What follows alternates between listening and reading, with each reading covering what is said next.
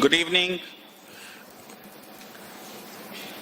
So I extend on behalf of Nalsar University of Law a very warm welcome to each one of you to this consultation, conference and interaction on contemporary struggles towards the realization of socio-economic rights.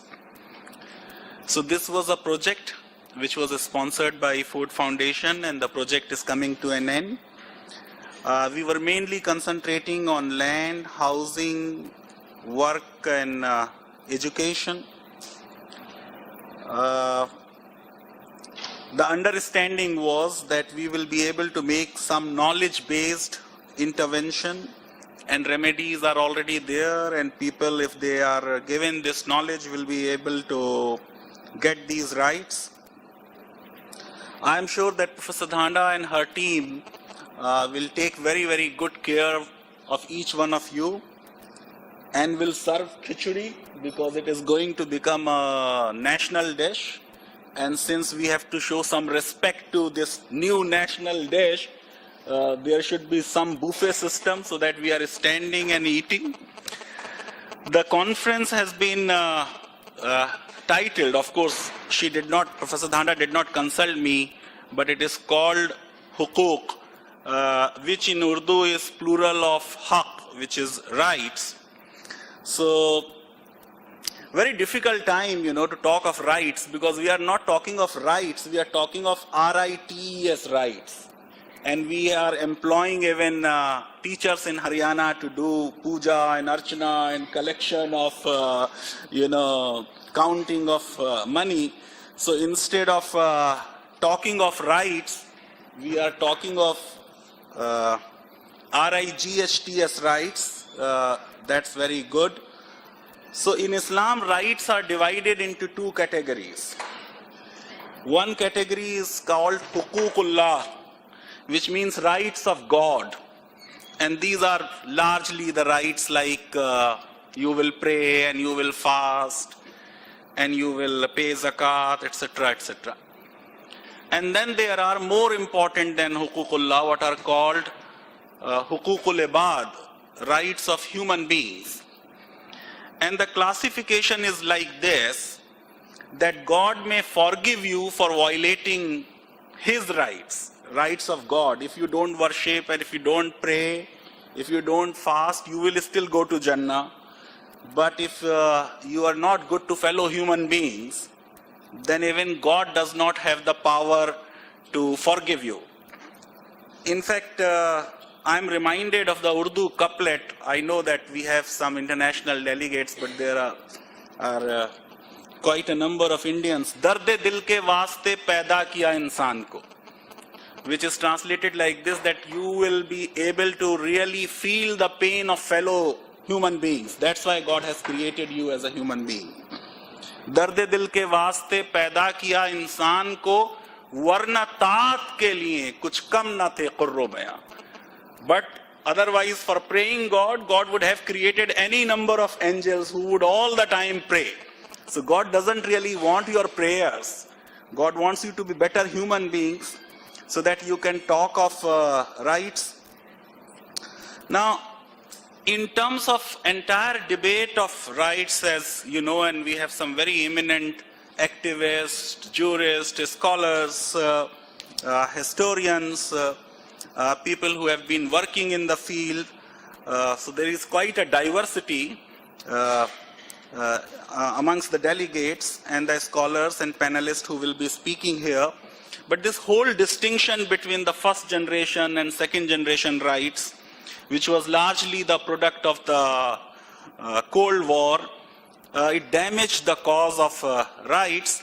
But lately, what is happening in our country, that, the earlier phase was, we will say, even though Constitution gave more prominence to civil and political rights, but we will say, no, civil and political rights are individualistic. We are for the society. Between the rights of one individual and rights of group, we are for the group rights. And therefore, we made that distinction between fundamental rights and directive principles. Initially, we made fundamental rights as justiciable and directive principles non-justiciable, but then we wanted more power for ourselves.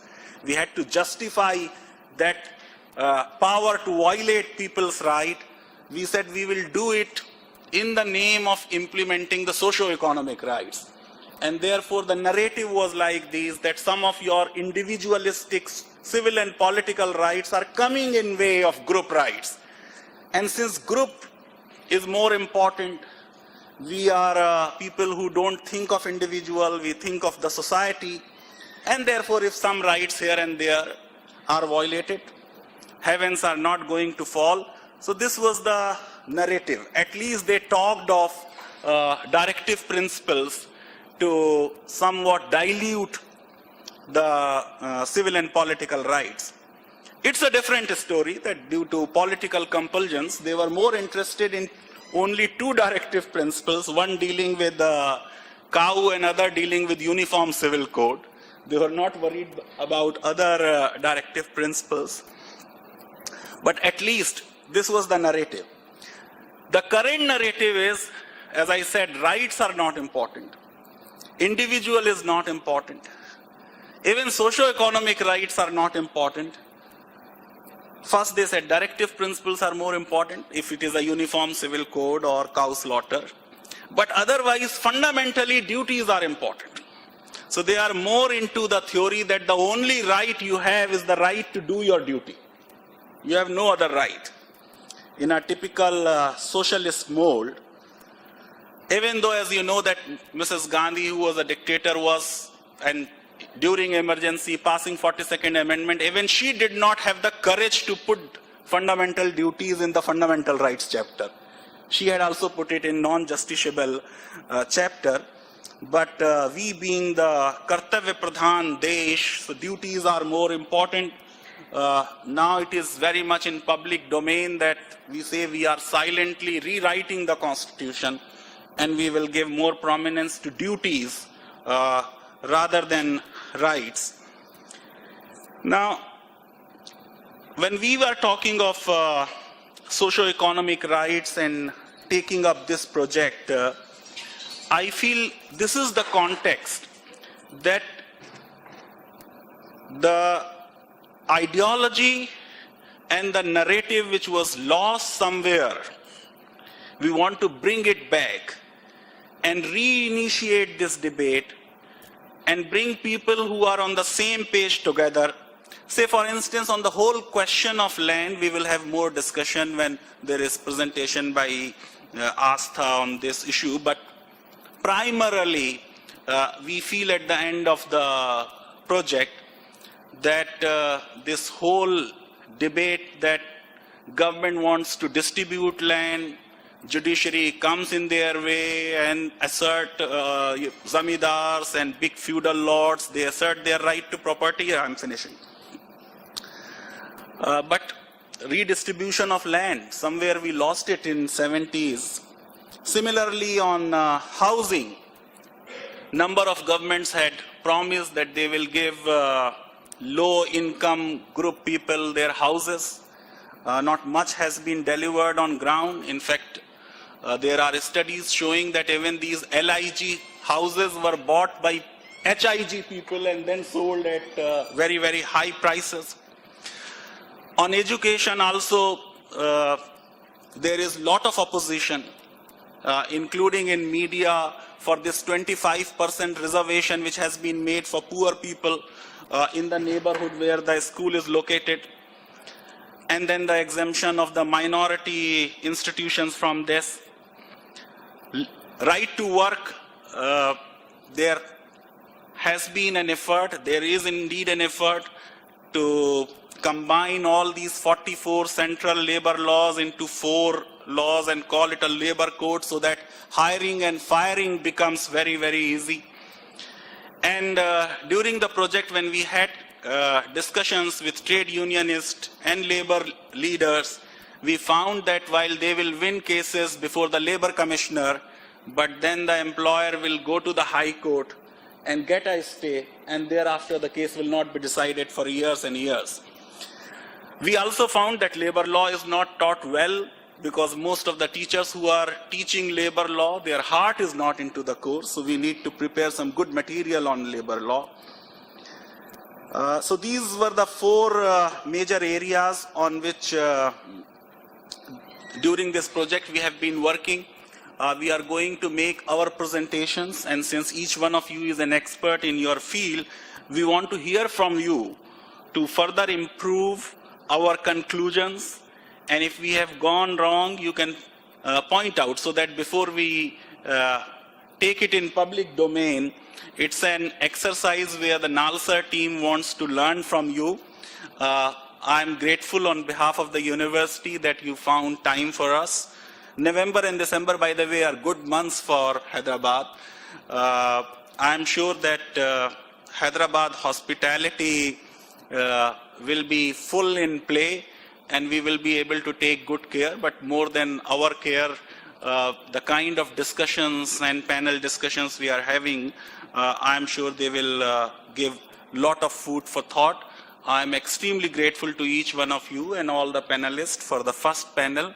And I'm sure that at the end of this conference, we will be able to really close this project on a very, very high note. Thank you very much.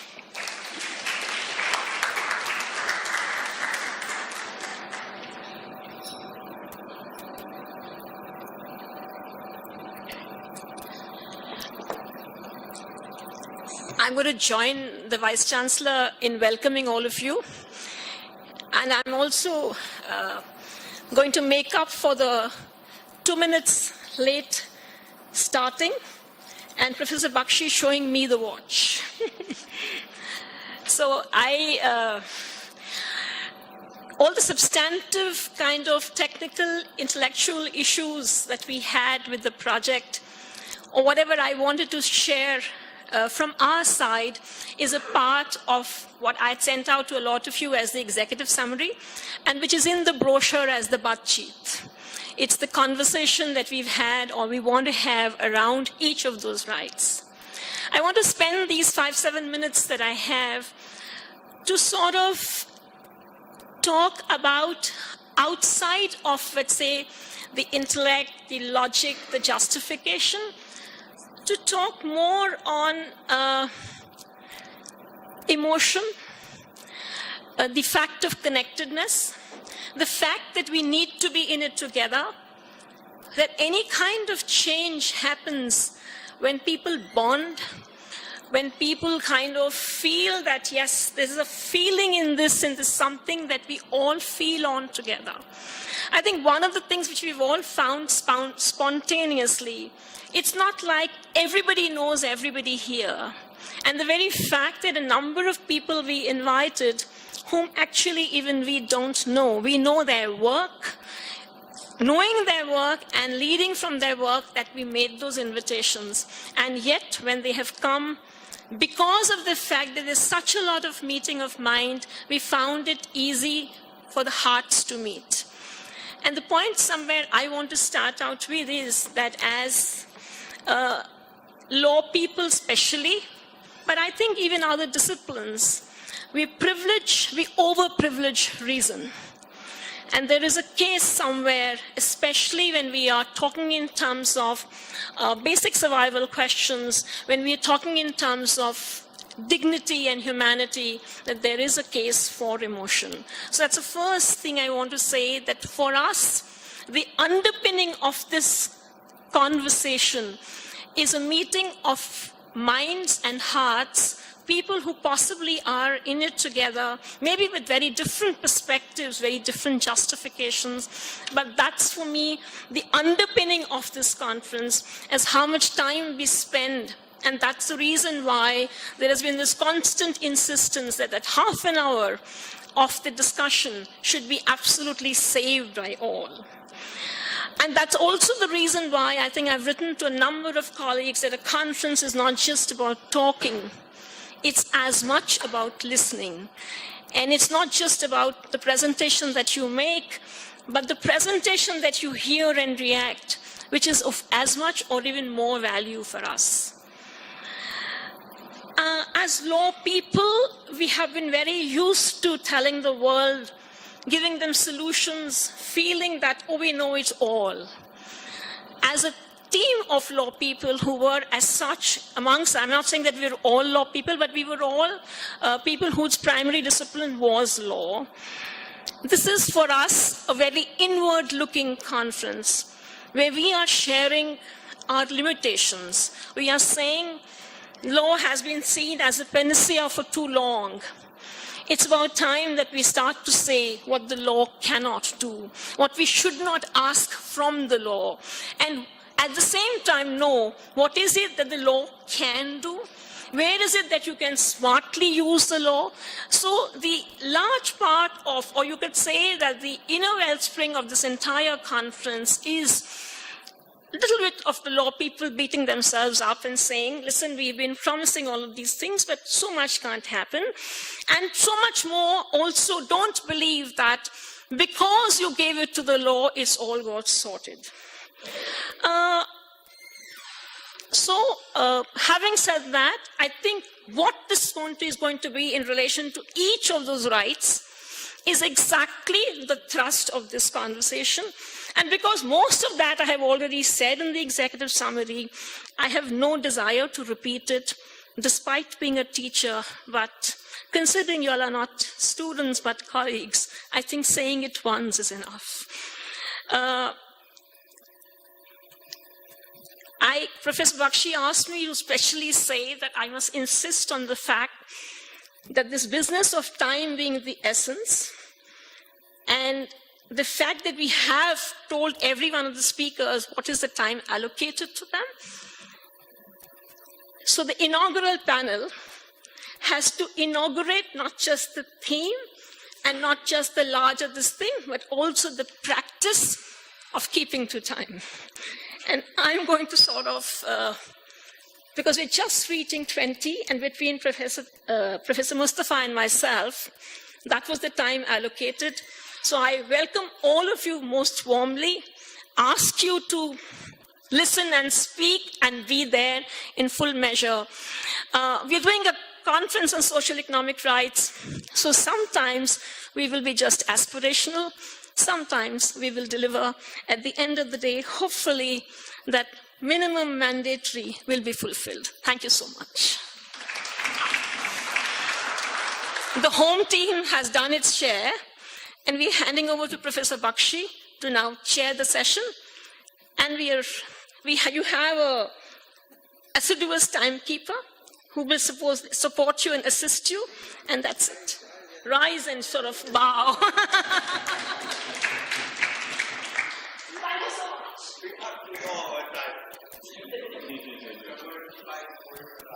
Well, thank you very much and welcome you all. Some of you have come from long distances, like Patiala, for example, or Delhi, but also from overseas. And I welcome you, distinguished panelists. It's a privilege to be a part of this group. I am basically your timekeeper, and therefore my observations are going to be first to reinforce what Amita Dhanda has said. Every speaker has got about 20 minutes. I forget your name instantly, but what's your name? Adya. She will tell us exactly by sign language what time it is, 10 minutes and 5 more minutes. I do request you all to set an example which other panels may find hard to follow. So that is one. I welcome you all, and thirdly, I thank Amita for excellent organization and all the co-organizers who work very hard, and I'm sure there are plenty of occasions to do that. I only want to say one or two things in passing, and you must be grateful to me because I cannot read what I write. So I've just scribbled something here, and it's like the Constitution of India. I think first observation I want to make is that conversation is the right emphasis. We need a lot more self-searching and introspection about human rights activism, particularly because as we reach the first quarter of 21st century, the whole world is turning towards right. Global right is a fact of governance today, international governance. And we have to re-examine, I call it the time elsewhere, a time of monsters. We are living in the time of monsters, whose chief characteristic is not differential interpretation of human rights, but the denial, wholesale denial of the idea of human rights. And that you see around the globe. In fact, with the evacuation of liberal values in the very part of the world, Europe and America, which claim to have seen and developed enlightenment, in those areas, in those regions, idea of human rights is challenged. And therefore, what can people in the third world do by way of solidarity? How can they make a global about turn in the situation of human rights is a very important question. I'm sure our conversations will eventually, some way or the other, take account of this. And the second thing is the whole world is becoming a third world. There is no first world, there is no second world. As far as human rights are concerned, all nations come to it as equal strangers. That's the reality on the ground. Apart from global right, global turn to the right, the second is the phenomenon of the whole world becoming third world. The third world actually has disappeared, but like in Louis Carroll's book, the Cheshire cat goes away, but the green remains. So third world, green I call third worldism, a lot of people call it third worldism, spirit, the social consciousness of justice and rights, social consciousness of dignity. That remains. Although the third world may or may not remain, although the first or second world may or may not remain, third worldism as an ideology of future. How far does the third worldism as the ideology of future embrace basic human rights or core human rights, a major object. And finally, I say, I make a difference between theory, practice, and movement. Theory is thinking about human rights, what the idea of human rights is, and you all know it. As I want to explain, practice is both governance, practice of governance, and practice of resistance to governance. So there are two sides to it. And third is movement. A movement arises out of practice of resistance, but goes a lot further than that. And we've been fortunate enough to see in the last 10 years, the 99% movement, the Occupy movement, the movement of Arab Spring, and therefore we have to put together the implications for the future of human rights. Having said this, and not very much, I now turn to my distinguished panelists. I'm also told that this booklet has got introductions of everybody. So much so I'm tempted to introduce you one by one and take all your time. I would resist doing that. And I would suggest Neera Chandhoke, who is listed first here, to speak about everything under the sun. But barring what I heard from you in Patiala last week.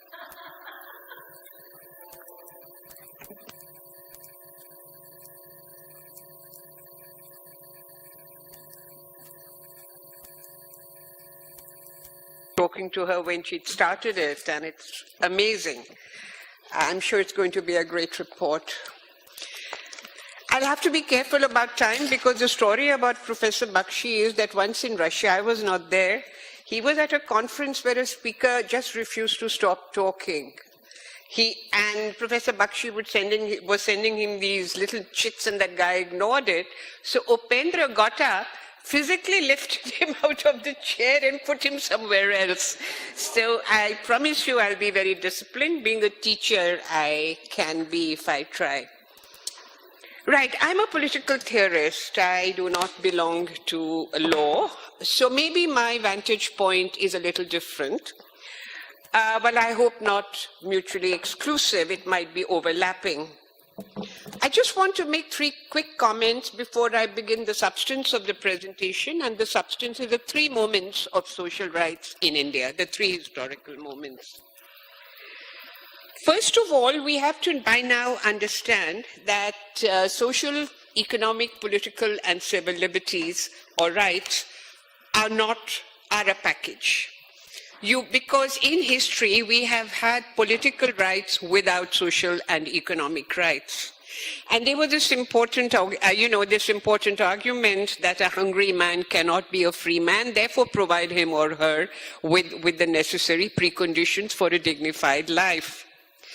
And we've also had regimes that give to their people a certain amount of social well-being, but do not give them political and civil liberties. And the case of Southeast Asia is well known. Today we have realized that all 4 of these categories of rights and a 5th category called cultural rights go together. There are certain things which must be done for human beings, and there are certain things that human beings should not be subjected to. And you don't need any more justification apart from the fact that these are human. That doesn't mean that every right is a human right. There are all kinds and varieties of rights, and I will suggest that we have to be careful when we speak about rights. The second point I want to make is, what kind of a political imaginary do we have when we talk about rights? You know, we live in an age of rights when a right is being discovered almost every day. And I have to say this about my friends in civil society, that when they make a claim upon the state, they invariably clothe it in the language of a right. But not every right can be enforced. Not every claim is a right. There's a variety of political language that can be drawn upon to establish the claim that we have certain entitlements and we can make claims upon the state. Rights have to be enforced. When P has R to a good, G, then it is the duty of someone, most notably the state, to see that that G is provided. Otherwise, P can keep asserting R's and nobody will ever listen. So in a way, we have to be careful. Now, the larger political imaginary that goes with the invocation of rights, and we seem to have become particularly impoverished in our political languages, is that of egalitarian democracy. And egalitarian democracy or substantive democracy in the very simple sense, and that sense is that you provide, the state has the obligation to provide the preconditions of a life of dignity for its citizens, simply because the citizens should be able to do something with their lives once they have got these basic needs out of the way. What is it that they do? Amartya Sen would say capabilities. I would make a far more ambitious claim that the objective of rights is to see that every individual has the capacity to speak back to history, particularly a history that is not of her making. It is that when we see political theater, when somebody who has been triply or doubly disprivileged can stand up in a public forum and assert an opinion or a well-thought-out viewpoint. So I'm not saying rights are instrumental. I'm saying rights are vital because they reinforce the standing of every individual as someone who counts and counts equally. And standing would mean not only that we get food and clothing and shelter, but standing would mean that we are able to participate in the deliberations that a society has with itself from a position of equality. And that would imply that substantive democracy would mean that the burdens and the benefits of a society are equally distributed. Nobody shall be disadvantaged on grounds that are morally arbitrary, and nobody should be advantaged on grounds of birth into a particular caste or gender or race or sexual preferences. The third point I want to make is that we have to be economical about rights. You know, political theorists, political philosophers spend their time sorting out what is a right and what is not a right. We have to be careful because there is a distinction between rights and social policy. And I'm going to suggest that in India we have come a full 360 degrees. We have actually turned full circle since the first time that rights were coded constitutionally, and this is 1928 in the Motilal Nehru Constitution. Now, if you look very carefully at the Motilal Nehru Constitution, which has been widely acclaimed as providing the blueprint for the Constitution of India, they had an integrated system of social, political, and economic rights, civil liberties as well. But there are two problems that bedevil, because are these rights? I mean, we have to ask this rhetorical question. For consider that the Motilal Nehru Constitutional Draft 1928 provides that there is a right to free elementary education, dependent upon whether the state shall make adequate provisions for doing so. Now, are these rights or are these injunctions to the state that you please concretize the right to education? The right to education was contingent upon the enactment of suitable laws and the establishment of a school system by the state. Otherwise, a right is not a right. Now, in political theory, we normally understand rights as pre-political entitlements. So when you design your political institutions, they are in conformity with certain rights that individuals have, citizens have, and groups have. But to lay upon the state the burden of legislating rights is a bit giving too much power to the state.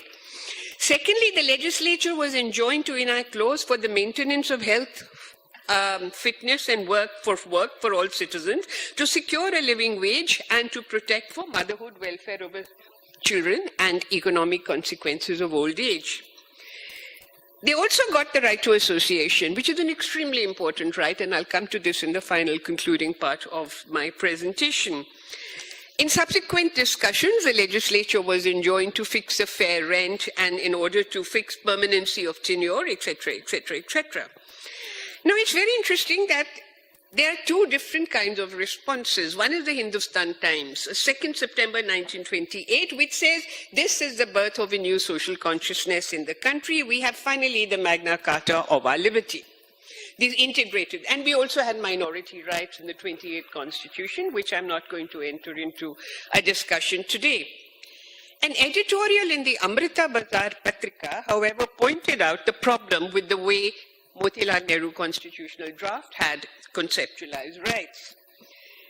It pointed out the clause, and this was a clause introduced, insisted upon by Pandit Mohan Malviya, the right to private property. So the Amrita Bazar Patrika's editorial says that there is a provision, the state shall not lawfully acquire private property. This is hardly in keeping with social rights. Jawaharlal Nehru, pointed out the editorial, had strenuously opposed this clause. So Motilal Nehru, rising to confront the arguments of his own son, said that there's no use putting the patch of socialism on these discussions, to which Jawaharlal Nehru said, quite right, but why put the patch of capitalism also? Now, in a way, you have tensions in the right granted, or rather even recognized, I will not say granted, but recognized in the Motilal Nehru Constitutional Draft. One is the individualistic right of private property, which is inalienable. The state shall not take away private property, coexisting with social and economic rights that demand as an essential precondition a certain amount of redistribution. Above all, the insertion of the clause, Parliament shall make suitable laws, really mean that these are not rights, these are social policy, that the Parliament shall make social policy. So in a way, social rights were not considered to be binding upon the government. In 1946, when the Constituent Assembly meets, I will not go into that story, despite the fact that India is in the middle of unprecedented turmoil. If you look at Sumit Sarkar's edited volume on 1946, practically every occupation and professional class was up in arms, 1945 and 1946, from white-collar workers to blue-collared workers. And yet, the Constituent Assembly, in the middle of all this turmoil, but was demanding redistribution, decides in its infinite wisdom to drop social rights and make them into aspirations. Now, this continues for a long time, right up to 2001, we are looking 47 to 2001, when rights were not social rights, were only seen as aspirations. A government should consider binding, but governments did not consider them binding. I mean, if you look at the budget for education, that goes down steadily from the third plan onwards. I mean, there is absolutely no provision for education because education is not considered to be a right that is binding upon the policies of the government. It's only considered to be a directive. 2001, this entire situation changes when PUCL Jaipur, and again this story is very well known, goes to the court, to the Supreme Court, citing the central government and all state governments as guilty of causing hunger and famine among the people, which is worse than what the British had, because the PUCL said even the British had a famine code and nobody was allowed to starve. The Supreme Court, and Professor Baxi has talked about the Supreme Court, sudden desire to rehabilitate itself in the public eye because of its complicity in the emergency, issues stern strictures to the government, saying how can you allow people to die? And people in Rajasthan were dying amidst overflowing food stocks. And Prime Minister Vajpayee, 15th August 2001, announces the Swarajya Sampurn Jayanti. That means the right to work, basically. From then, this roller coaster, we have a number of civil society organizations coming onto the political stage and the enactment of several very important social rights. None of them, except the right to education, is a fundamental right, but it is a social right being marked by UPA 1. In a way, you have, therefore, a new model of social democracy coming up in India. The traditional model of Scandinavia is that you had trade unions aligned with peasant movements and like-minded political parties that create a welfare state. On the other hand, in countries like Singapore, you have a very different ballgame where you have the state enacting social policy without the citizens having any kinds of political and civil liberties, the right to freedom, the right to associate, the right to dissent, the right to shape public policy. So you have not rights, but you have social policy. India provided a third model, that of civil society, paving the way, and a number of theorists then started saying, are we on our way to a social democratic revolution? We were not, because a number of problems dodged these rights, but yes, civil society was activated. At the same time, I want to enter a couple of caveats before I come to my final section. You know, we have to understand that when civil society was invoked by the East Europeans in 1989 to bring down Stalinist regimes, the invocation of civil society was really the end of the revolutionary imaginary. Because from then, struggles in civil society are not about production, they are about consumption.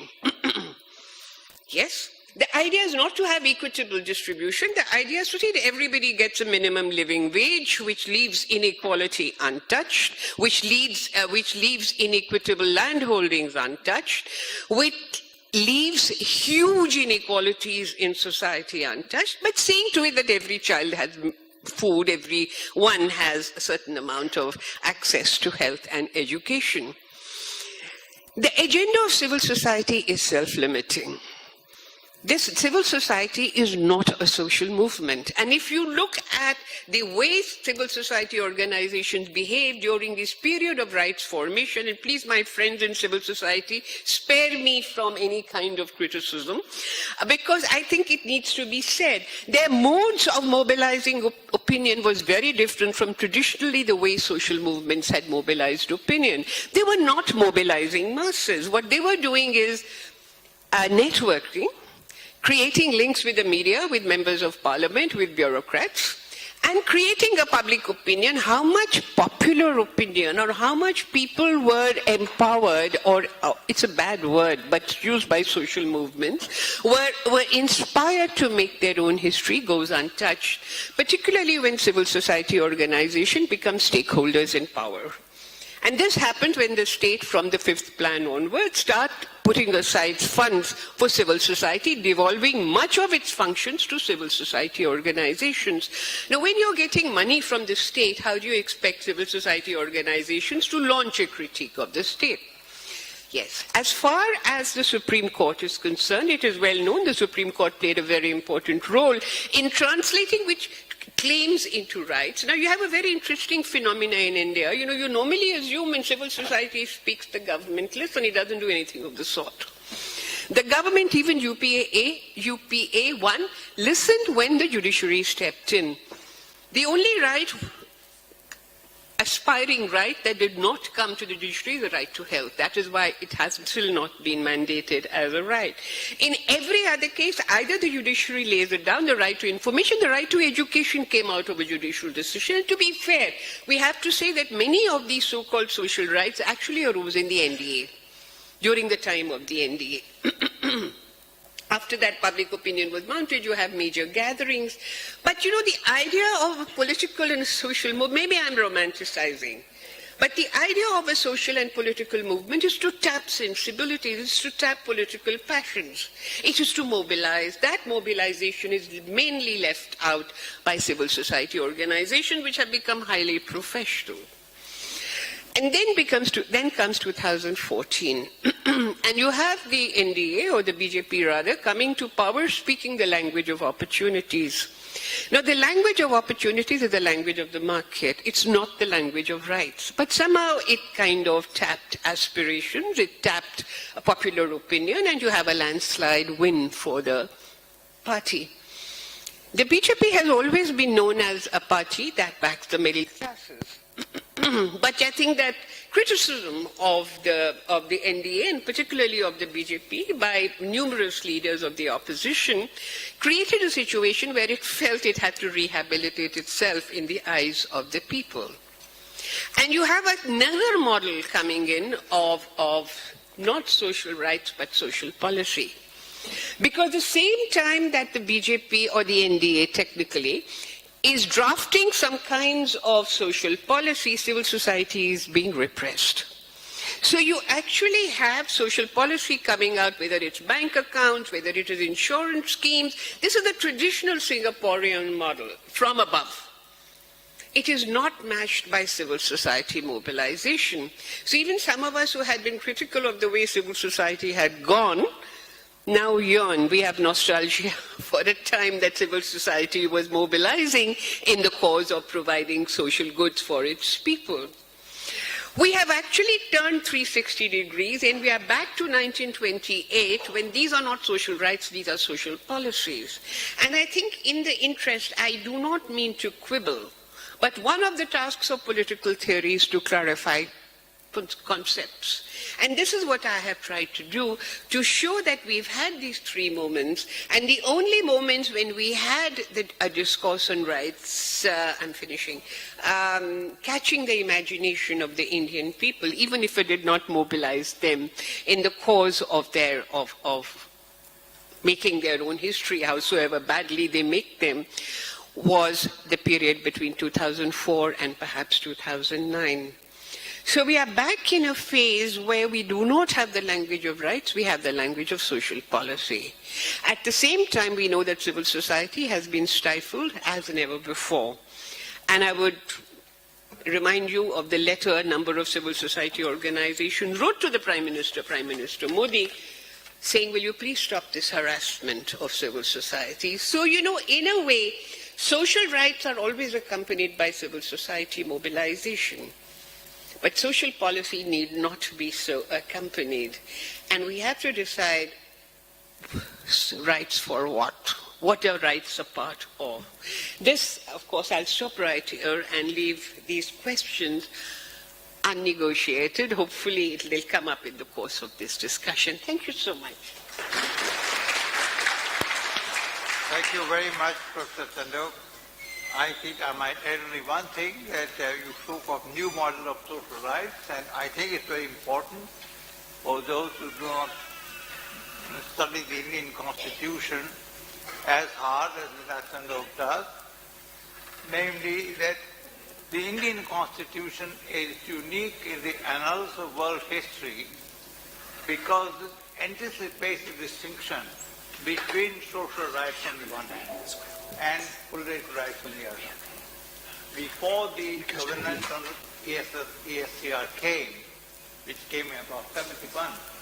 The Indian Constitution in 1949 restates the distinction between the two kinds of rights. And secondly, we had a saying in the Constitutional Assembly that the new rights, the division, is a social revolution. Directive Principles, Part 4 is a social revolution. And one of the two opinions, and the leader of the other opinion said, T.T. Krishnamacharya was when to become the finance minister, he said in the Constitutional Assembly, well, if it is a social revolution, it's a social revolution adjustment. So you have provided us a good linkage with social mobilization and how the dues will develop. Professor David Bilchitz will now speak about social rights. My single advice when I was asked to give advice, I don't give one, to South Africa was, colleagues in South Africa was, don't follow the Indian Constitution. And they have not followed, fortunately, this Constitution. Good afternoon and good evening, everyone, and thank you, Professor Baxi. I think we have a lot to learn from India as well. I would like to firstly congratulate Professor Dhanda on a fantastic conference. Thank you very much for the invitation. It looks really very juicy and really, really important issues, which are perhaps the most critical issues today for India, for South Africa, and for, in many ways, the world. So I really appreciate the conference, and I also wanted to say thank you to Akshara for the fantastic logistical work. And she's out, so I'll have to say that afterwards. Follow my own time. Let me. There we go.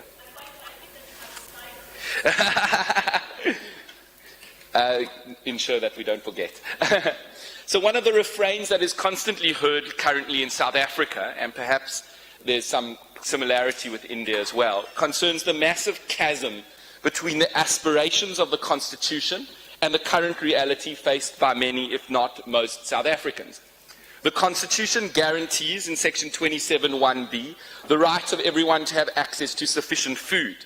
Yet a recent study found that malnutrition, especially stunting, is prevalent in a range of hospitalized children, in fact, right around the corner from some of the wealthiest parts of Johannesburg.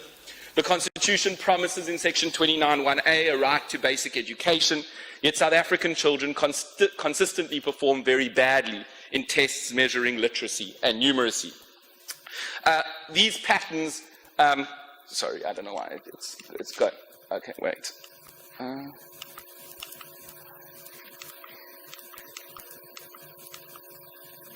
There we go. No. I'm sorry, it's not working well.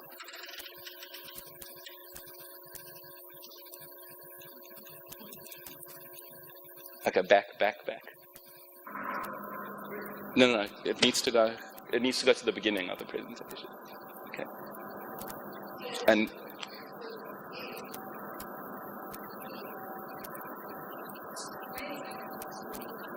okay.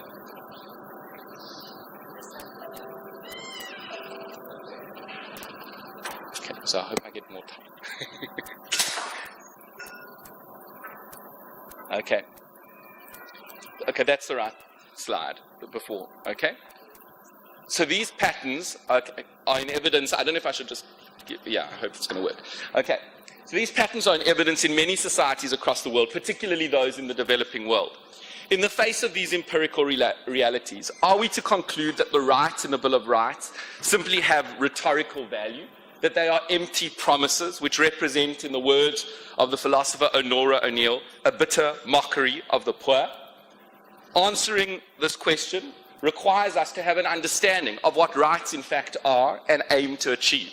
And so in this presentation, I want to engage with the idea that fundamental rights can be understood as a form of a bridge. This idea, I shall contend, is not one that is only of relevance to the particular historical context of South Africa, though that will be the focus. In fact, it may help, I hope, shed the light on the very nature of fundamental rights universally. And so in the first part of this presentation, I will briefly examine the key contour of the notion of a bridging concept, which has been articulated in other academic disciplines. I will then attempt to show the sense in which fundamental rights may be regarded as bridging concepts. The focus will be replaced on the relationship such rights create between morality and law. I will argue that fundamental rights are best understood as moral ideals which create pressure for legal institutionalization. They have a dual aspect. As such, the notion contains within it a pressing demand for the change of existing social conditions and an attendance to the institutional structures necessary to bring that about. In the second part of this presentation, I will consider the implications of these insights for the manner in which socio-economic rights are interpreted and adjudicated in light of two concrete cases. And these cases will highlight two important issues. What should courts do when we have socio-economic rights, but resources are scarce? And what do we do in countries like India and South Africa about the lack of capacity in the government? I will argue in all these cases, the bridging conception can provide guidance as to how to approach these matters, retaining both a commitment to a more ideal future whilst engaging with the concrete realities of a society. So, let's first go to bridges and bridging concepts. And I found a bridge in Hyderabad, just to show you some examples of bridges, right?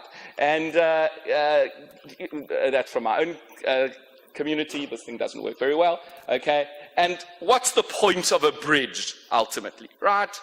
To be useful or necessary, there must usually be 2 points between which it is difficult to cross due to the existence of a gap or a chasm. A bridge facilitates the movement between these 2 points and allows the crossing over of a divide. Right? This is all very obvious, but this leads in a metaphorical sense to the idea that a bridge can connect two seemingly incompatible things. The notion also includes the idea of movement or change. And so in South Africa, the interim constitution, before we reach the final constitution, was described as a bridge. We mean here that it is an instrument that can help us move towards a better future and towards the means of doing so. Now, in various disciplines, the notion of the bridge has been used to develop a notion of what's called a bridging concept. And one of these, for example, is the notion of sustainability in the environmental sciences. The concept of sustainability considers the impact of human activities on the environment and how to balance environmental and economic factors. Robert Felker, for example, says within academic discourse, one of the strongest appeals of sustainability is that it has some potential to reduce the gap between the humanities and the sciences. Sustainability also has the potential to link a focus on prescriptions about our future, and the other being concerned with charting the concrete empirical impacts of our activities on nature. And there are other concepts like this, like resilience, but I don't have time to engage with that. So what are the characteristics of a bridging concept? Okay? A bridging concept provides an important link between domains and intellectual disciplines that are often regarded as distinct. We might call that the connection dimension. A bridging concept tends to connect disciplines and ideas which have an empirical base with fields that offer normative prescriptions. They thus include the idea that the real world with certain characteristics should change in the direction of realizing particular ideals. We might call that the change dimension. And then there is the connection between the theoretical domain mentioned by Professor Baxi and Professor Chandhoke recently, and the practical consequences for the way in which the world around us is shaped and developed. The theory-practice dimension we might refer to. So what is the usefulness of this idea? Recognition as a bridging concept provides no substitute for the substantive reasoning concerning that idea. Understanding it, however, I suggest, helps to capture certain aspects of the concept that can help address conundrums and has a range of practical consequences.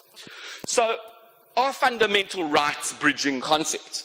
Well, before we go into that, we need to understand a few ideas about fundamental rights. Okay, and some of this might just be familiar to many of you, but I think it's important to rehearse. Rights involve a claim against someone to some resource or a certain type of treatment. Fundamental rights are unique and not dependent upon any ordinary agreement between persons. They are usually taken to be justified by the virtue of some feature of individuals in which their worth or inherent dignity resides. These rights are also fundamental as they generally flow from and provide entitlements in relation to features of individuals which are particularly important for their ability to lead valuable lives. So in what sense are fundamental rights bridging concepts? How does this characterization aid our understanding of them? Well, to do that, let's go into a little bit of philosophy. And we can think of a contrast between Jeremy Bentham, who says that rights are not real if they are not enshrined in law. So a practical example, that would be we cannot say the human rights of individuals in ISIS-controlled territory are violated, as they have no rights enshrined in law in those territories, right? A contrasting view is held by Amartya Sen, right? And Amartya Sen says, essentially, let's see. Okay, there we go. He argues that proclamation of human rights are to be seen as articulations of ethical demands. Rights need not have legal or institutional force to be valid. They are claims about how society ought to treat individuals rather than how actual laws are configured. So we can claim human rights in ISIS-controlled territory because it's a claim about a wrong being done to individuals in that territory and that these rights ought to be respected. Sen goes further, however, and he argues that fundamental rights are not simply the child of law, but not necessarily the parent of law too, either in that they motivate or inspire specific legislation.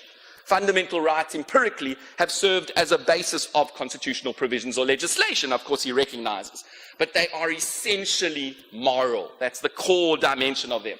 And there's no need to tie them too closely to the making of new laws and other avenues for realization, because they inspire social recognition, monitoring, and activism, like we just heard in the presentation, okay, that rights should be tied in some ways to social mobilization.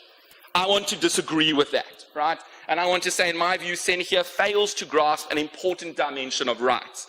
Whilst there are moral demands, there are a particular type or subset of such demands. John Stuart Mill argues that rights emerge from a concern with security, which he says to everyone's feeling the most vital of all interests. They involve claims we have upon other creatures to make safe for us, he says, the very groundwork of our existence. And they thus assume the character of absoluteness, that apparent infinity and incommensurability with all other considerations. Mill thus points out that rights relate to the most very basic and pressing concerns of our existence. These features of rights render the meeting of these interests as particularly significant for individuals. And in turn, this creates a pressure whereby we want to see some form of guarantee and enforcement procedures that these interests be realized in social communities. Enshrining these entities in law offers just such protections. Okay? So the failure to realize these rights affects the relationships and interactions that individuals have in that political community. There's also a connection between legitimacy and the law. Individuals may lack reasons to show fidelity to a social order that fails to protect these fundamental rights. And South Africa was a good example where trust in the law was eroded, really, through a failure to treat citizens equally. Their recognition and realization thus affects the very legitimacy of a social order. The foundational importance of fundamental rights for the legitimacy of a social order thus creates a strong pressure, therefore, that they be provided a central place within the political community. It is no accident, therefore, that most countries in the world have recognized fundamental rights in their Bill of Rights and thus placed them at the center of their legal systems. My conclusion is that fundamental rights, by the nature of the moral claim they make, create a pressure for legal institutionalization, which helps explain why they are recognized in most constitutions around the world today. Fundamental rights, I thus argue, are best conceived of as a bridge between morality and law. They are moral entities whose inherent nature creates a push towards legal institutionalization and social realization. They also require reference to other disciplines in giving effect to them, and I don't have too much time to develop that point, but nevertheless, I think many of you will understand that, and hopefully, I'm sure this project highlights it. Understanding the dual aspect of these norms, both the moral and the legal, is very important in my view in how we develop the law and doctrine in giving effect to them. Also importantly, the push towards legal institutionalization means that these ideas are not simply utopian in nature. They cannot be something that can never possibly be realized. They must in some sense change the status quo towards full realization. There's therefore a need for a link between broad abstract rights and concrete action guiding consequences. And we need to consider the meaning of these points in a concrete context. And so I want to now turn to the litigation around socio-economic rights and the inclusion in constitutions. Since 1989, many constitutions in the developing world have included such rights. Rights to food, housing, healthcare, education. Given the high levels of poverty and the difficulty of realizing these rights, questions have been raised about the meaningfulness of the constitutionalization of these rights in circumstances where they are difficult, if not impossible, to fulfill. So I want to give you a case in South Africa that happened. It's a case about Mr. Subramoni. And Mr. Subramoni suffered from a chronic kidney failure. He claimed an entitlement in terms of the right to health to be given kidney dialysis at public expense because he could no longer afford the kidney dialysis to pay for it himself. In the public system, there were a limited number of dialysis machines. It's in fact an extremely expensive form of healthcare treatment, and the state had adopted a rationing policy only to provide dialysis to those who had acute renal failure or were eligible for a kidney transplant. Mr. Subramoni did not fall into any of those categories. Subramoni challenged the policy as a violation of his right to health, and the Constitutional Court dismissed Mr. Subramoni's argument. They said he could not claim a right to kidney dialysis in terms of Section 27(1)(a) of the South African Constitution, which guarantees a right to have access to healthcare services. The court essentially said that rights are limited by reason of the lack of resources. The lack of resources meant that he never had a right to claim kidney dialysis, and therefore he could not claim it. The court essentially defines rights in relation to what resources are available. Okay? And unfortunately, this has a tragic outcome in that Mr. Subramoni, after the court case, died 4 days later. What would the bridging conception say in relation to the case? Rights are bridges between moral and legal, ideal and the real, theory and practice. We need to separate out the inquiry into normative ideals we have and constraints on their realization. We need to place constraints on moral ideals. We cannot, for example, articulate a claim that is utterly impossible to realize. If someone claims, there's a right of humans to fly unaided, that would not be a right that makes any coherent sense. That's part of what we might call the principle of ought implies can. But ought implies can be misused in this context. And here I agree with Amartya Sen, who challenges the idea that the necessary condition for the existence of a right is its complete achievability. Rights often, he claims, suggest the need to work towards changing the prevailing circumstances, to make unrealized rights realizable and ultimately realized. If it's possible to realize rights partially or bring about their realization, a rights claim can be valid. What does this mean in concrete terms? Rights adjudication and advocacy mean that we need to consider the range of obstacles to their realization, including social conditions and structures, and attempt to clear them. The right to healthcare of Subramoni should have been understood to include a right to kidney dialysis, which was necessary for his survival. It is neither incoherent nor physically impossible, nor is it a natural impossibility. There were significant interests of Mr. Subramoni that were abrogated by not having kidney dialysis. The rationing policy could still have been found to be a reasonable limitation on Mr. Subramoni's right. The expense may have come from the structure of the marketplace, and we need to investigate more closely what private structures prevent the realization of rights. But the budgeting decisions of government in this case had to be considered in relation to a range of competing needs. The poor state of public health in South Africa and the failure to offer low-cost interventions could render rationing decisions such as this justifiable in light of expensive medical treatment. That is not the end of the matter, though. We need to recognize first that there's something terrible to allow someone to die where we have the means to keep them alive. They ought to have that as a matter of right, and that should be a goal of the society. The court here defines away expectations that it should be provided at great cost to the poor, who remain with an unacceptable status quo, by excluding it from the ambit of a right. The court could have held current reasonable decisions of the government the current decision was reasonable, yet there was a duty over time progressively to ensure dialysis is made available to increasing numbers of people. It could have set measurable goals and targets could have been required to be put in place to expand the healthcare programs and decision-making bodies concerned with structures to enable future realization of rights. Here, the bridging conception says we must have an eye on the future and try and realize better provisioning. The last issue I want to consider here today in this area, and bridging conception has a range of other things for civil and political rights as well, like feminist theory and queer theory, etc., but I'm not going to go into those aspects, okay, relates to the lack of state capacity.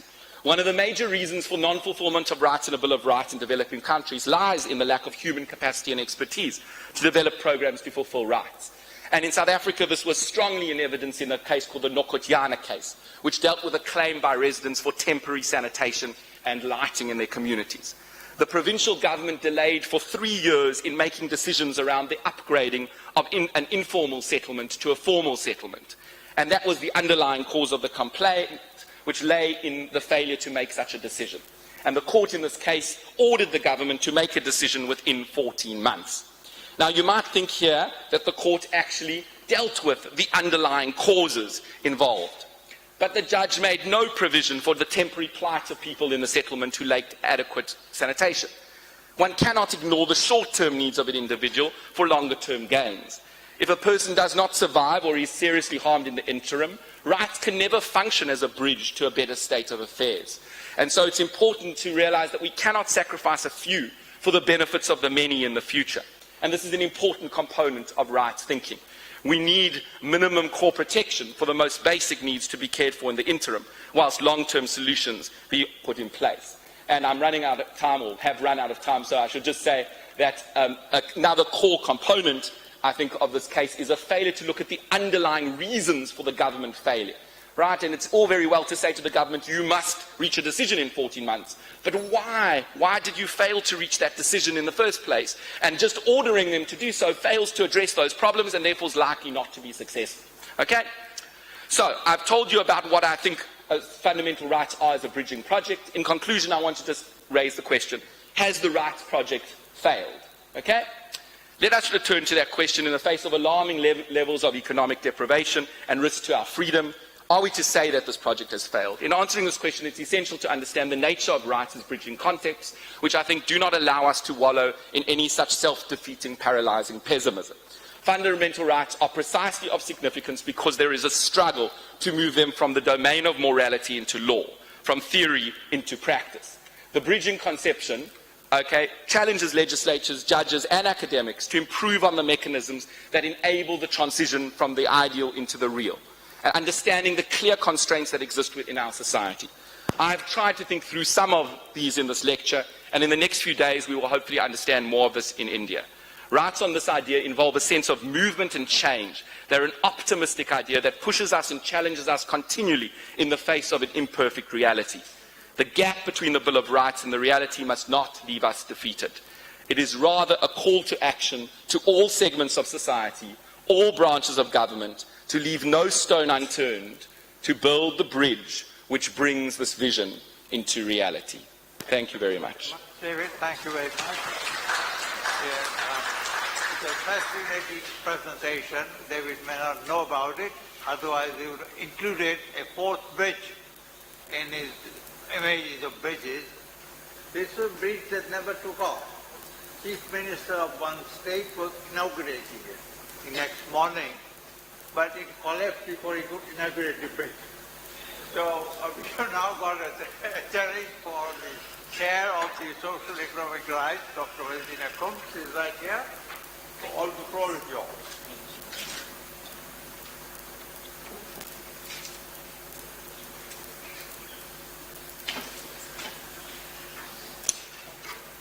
Good afternoon or good evening, I'm not very sure, but hi everyone.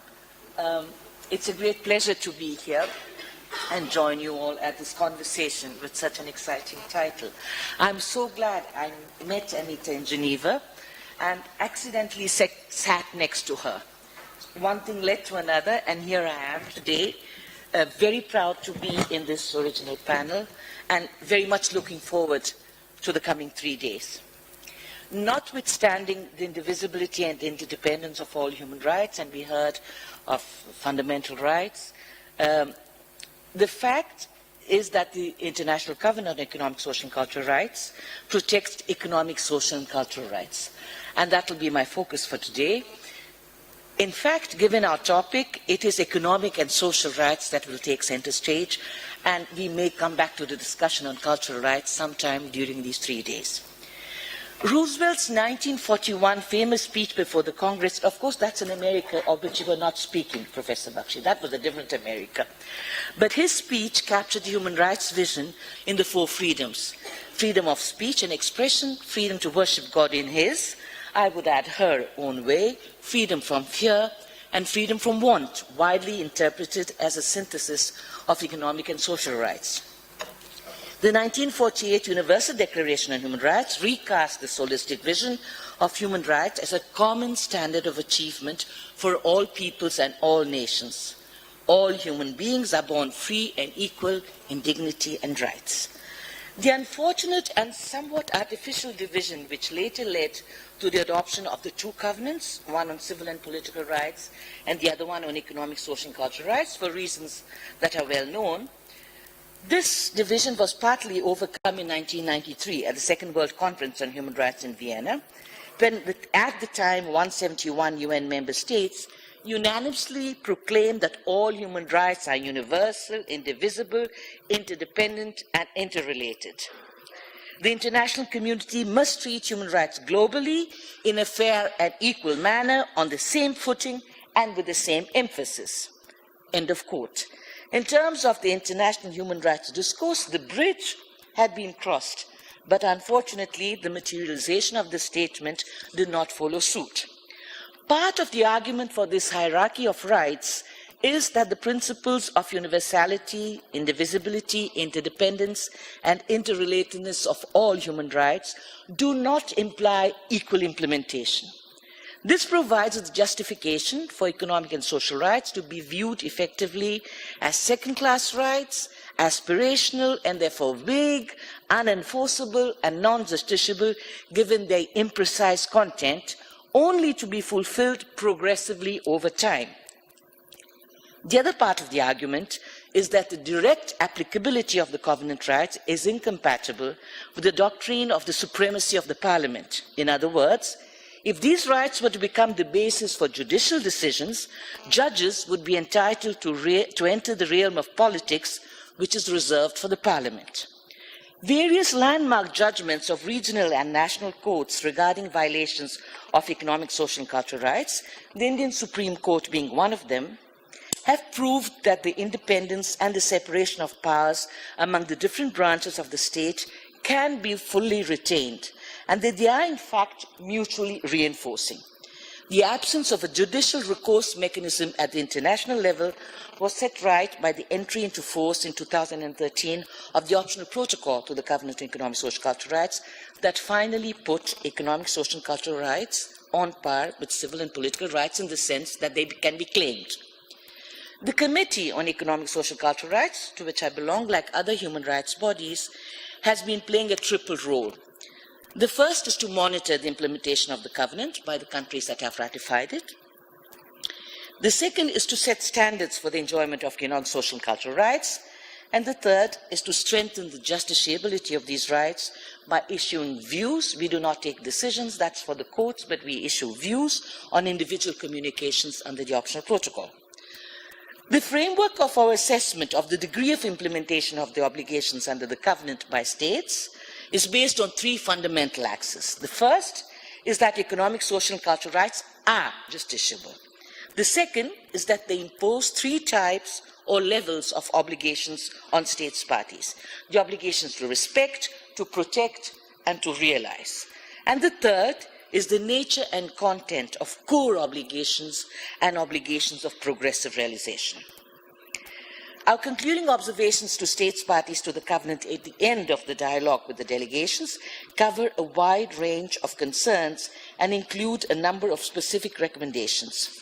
By way of example, let me refer to 3 recurrent overarching issues indicated in many concluding observations addressed to state parties in all regions of the world. The first is the status of the covenant in the domestic legal order.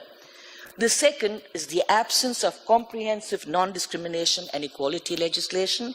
And the third is the use of maximum available resources for the realization of economic, social, and cultural rights. And we have already heard the reference to resources.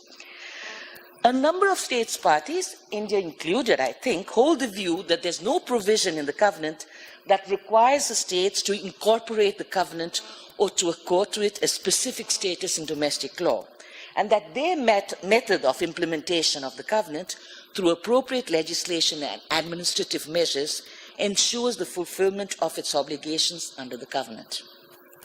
Formally, this may be correct, but in reality what happens is that the covenant rights cannot be invoked directly by domestic courts, and that could restrict access to effective legal remedies for violations. Regarding non-discrimination, there has been some progress in repealing direct discrimination in laws and policies. But there are still plenty of examples of indirect discrimination embodied in laws and regulations that are neutral in their formulation, but discriminatory in the result. And the most important gaps in our experience lie in the lack of recognition by states of intersectional discrimination, and the particularly negative and long-lasting effects it has on women and persons belonging to vulnerable groups. There's also a lack of recognition of systemic discrimination based on deeply rooted societal prejudices that require huge change in mindsets, and governments are reluctant to recognize such discrimination because it amounts to the failure of the measures they have taken to combat discrimination without really addressing the root causes. We only need to look at discrimination against the poor or minority groups like the Dalits or Roman people or indigenous communities, or even at territorial discrimination to know that this is true. The third overarching issue is the requirement of maximum available resources for the progressive realization of the rights in the covenant. Severe cuts in social spending introduced in the last 5 years in many countries have had a disproportionate adverse impact on disadvantaged and marginalized individuals and groups. And there is a recognized absence of an assessment of the cumulative impact of such measures on the realization of economic and social rights. Even when governments have assessed the impact of individual welfare reform policies, they have not considered the combined impact that several of the welfare reforms coming together could have on the same group of people. Cutting social expenditure without carrying out the necessary reflection on the adverse impact such cuts may have on the enjoyment of economic social rights has led to increased income inequality and other inequalities, to the weakening of the role of universal public policies, and to pushing individuals and families into situations of poverty, or increasing their risk of falling through the cracks of various protection systems. Obviously, states cannot allocate resources they do not have, but they can certainly generate resources to promote public policies for the enjoyment of economic social rights, and to support social transfers to mitigate inequalities that grow in times of crisis. But they need the strong political will to do so. There is a strong presumption that retrogressive measures are prohibited under the covenant. And if any deliberately retrogressive measures are taken, the state has the burden of proving that they've been introduced after the most careful consideration of all alternatives, and that they are duly justified by reference to the totality of the rights provided for in the covenant in the context of the full use of maximum available resources, and that there was genuine participation of affected groups in examining the proposed measures and alternatives. In reality, these conditions are almost never taken into account when making policy changes. This part of my analysis has been focused on the obligation of states to respect and fulfill human rights. I would like to briefly touch upon the protect dimension that requires states to take measures to prevent third parties from interfering with the enjoyment of the rights, an obligation that is becoming increasingly relevant. In the context of public policy norms and regulation, there's general agreement that states are required to set the enabling normative framework and to regulate, bearing in mind the obligation to guarantee the fulfillment of economic and social rights without discrimination. This means that laws, policies, and regulations must ensure that non-government actors act in conformity. Furthermore, given the advancement of economic globalization, the human rights of individuals and groups and peoples are increasingly affected by and dependent on the extraterritorial impact, acts and omissions of states. We all know that in these days of weakening of the decision-making power of nation-states, either due to the failure of governments or an overall unfavorable economic and development environment, transnational corporations have myriad options to carry out the activities at national and extraterritorial levels, as well as to settle disputes. The correlation of power between states and the private sector is really growingly unbalanced. Human rights treaty bodies, such as my committee, also have a standard-setting role through their general comments and statements on the interpretation of a right or elements of a right. Just to give you a flavor of what we have been engaged in more recently, our last three general comments were the first on state obligations in the context of business and human rights. The second one was on sexual and reproductive health. And the third one, to which I am particularly attached, was on just and favorable conditions of work. Moving on to our third and final stream of work, human rights are about individuals and lived injustices that require redress and reparation. That is why the provision of remedies is of great importance. The right to an effective remedy need not be interpreted as always requiring a judicial remedy. Administrative, financial, education, and social remedies will in many cases be adequate. And those living within the jurisdiction of a state party, that is one of the important points of the covenant. It does not only cover citizens, but everyone living in the state party, which is a cause for great discussions now, many of the countries that are receiving refugees and migrants, how far the covenant provisions apply to them. But the covenant is very clear. It does not demand uniform protection, it demands universal protection. But that is an ongoing discussion. So, in many cases be adequate. Those living within the jurisdiction of a state party have a legitimate expectation based on the principle of good faith that all administrative authorities will take account of the requirements of the covenant in their decision making. Does this happen in real life? No, it does not.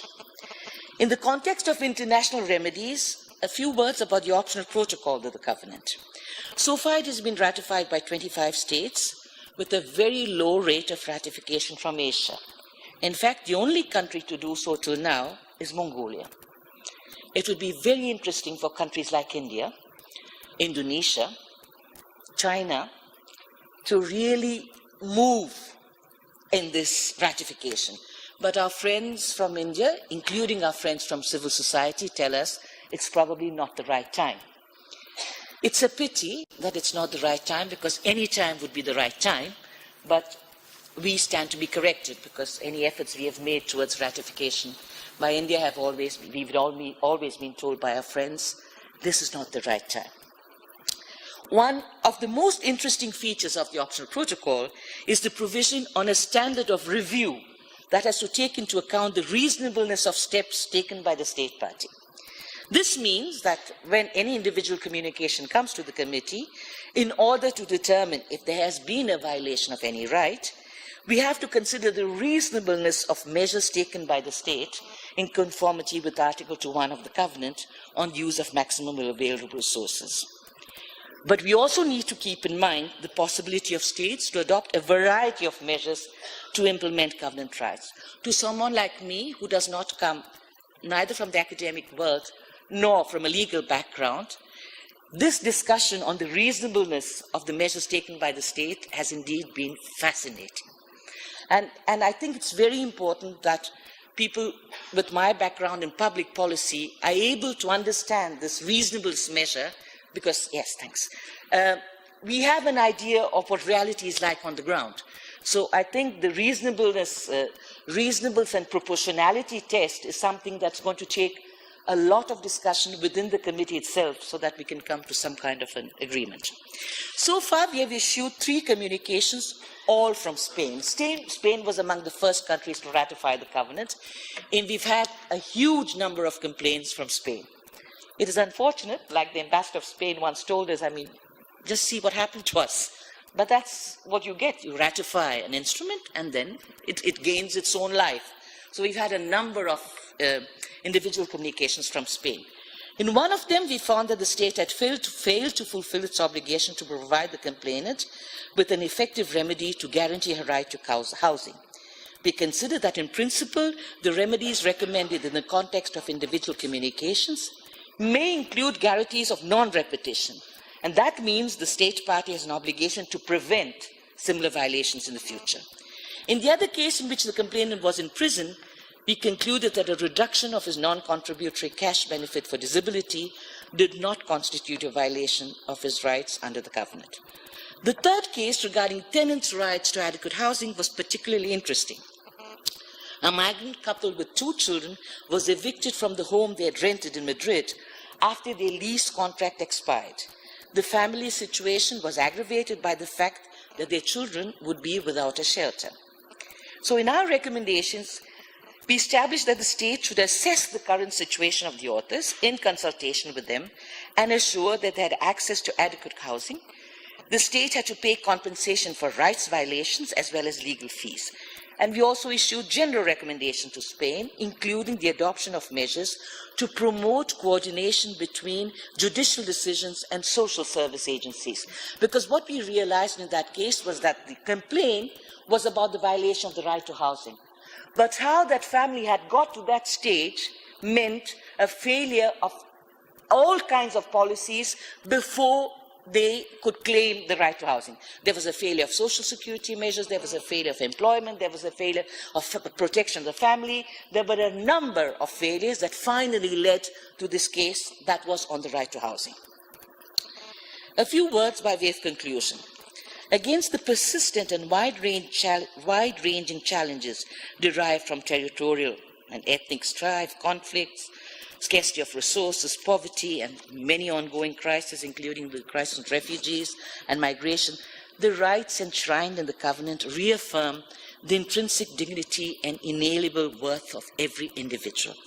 We need national contexts that are more responsive to the rights of individuals, and new modalities of international cooperation based on solidarity, mutual respect, and complementarity. But bottom line, what really matters is to keep in mind that in this changing world of ours, states have to cover traditional risks as well as face new ones in an active and preventative manner within a context of dwindling resources, with clear goals and strategies for integrated economic and social policies.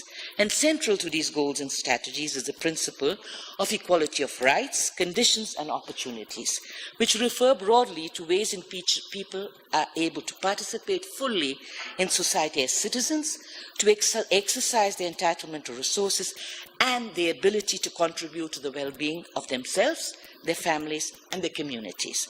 This is a huge endeavor, but I'm sure that in these 3 days of conversation, we will come to some practical solutions of how this endeavor can be made real. Thank you very much. Thank you indeed, Virginia Gomes, for a very fine presentation, which I like very much the idea of reasonableness. We all like it, between distance between signature and ratification, but it can be used in a variety of ways. And I like equally very much the basic idea which comports with what David said, namely rights are signals, both moral and legal, and they're important to take the legal function. But I think what Virginia added to my understanding was the idea of a global social change theory and policy, and how we can redirect global social change policy and theory in the direction of what is called social rights. Is a number one task facing as we reach the first quarter of the 21st century. What should be the global policy look like? It's not enough to leave the matter. It is in the hands of national legislature, what I call jurisprudence of parliament, legislation, not for the courts, it is jurisprudence. So how to transform global social policy, state policy, is a major task of the country. Now, of course, I turn to Justice Sapana Pradhan, who has been a judge of the High Court of Supreme Court of Nepal, and an activist, and a great personage from Nepal. Thank you, Professor Baxi, for the introduction. It's a really great honor for me to be part of this panel.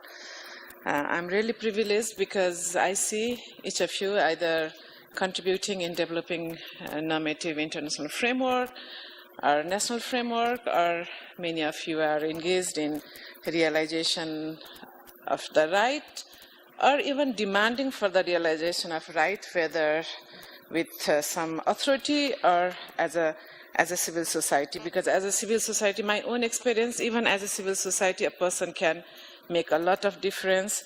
That is what we had learned from Professor Baxi when I was his student. It's really an honor to be part of this panel. My focus of today is I'm going to talk about what role judiciary can play in transferring socio-economic right.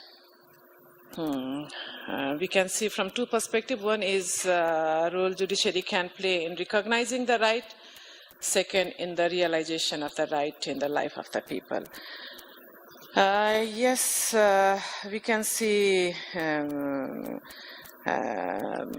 what role court has played, but then if the court has been able to meet the expectation, and if yes, whose expectation? Expectation of the people, marginalized people, or whose expectation?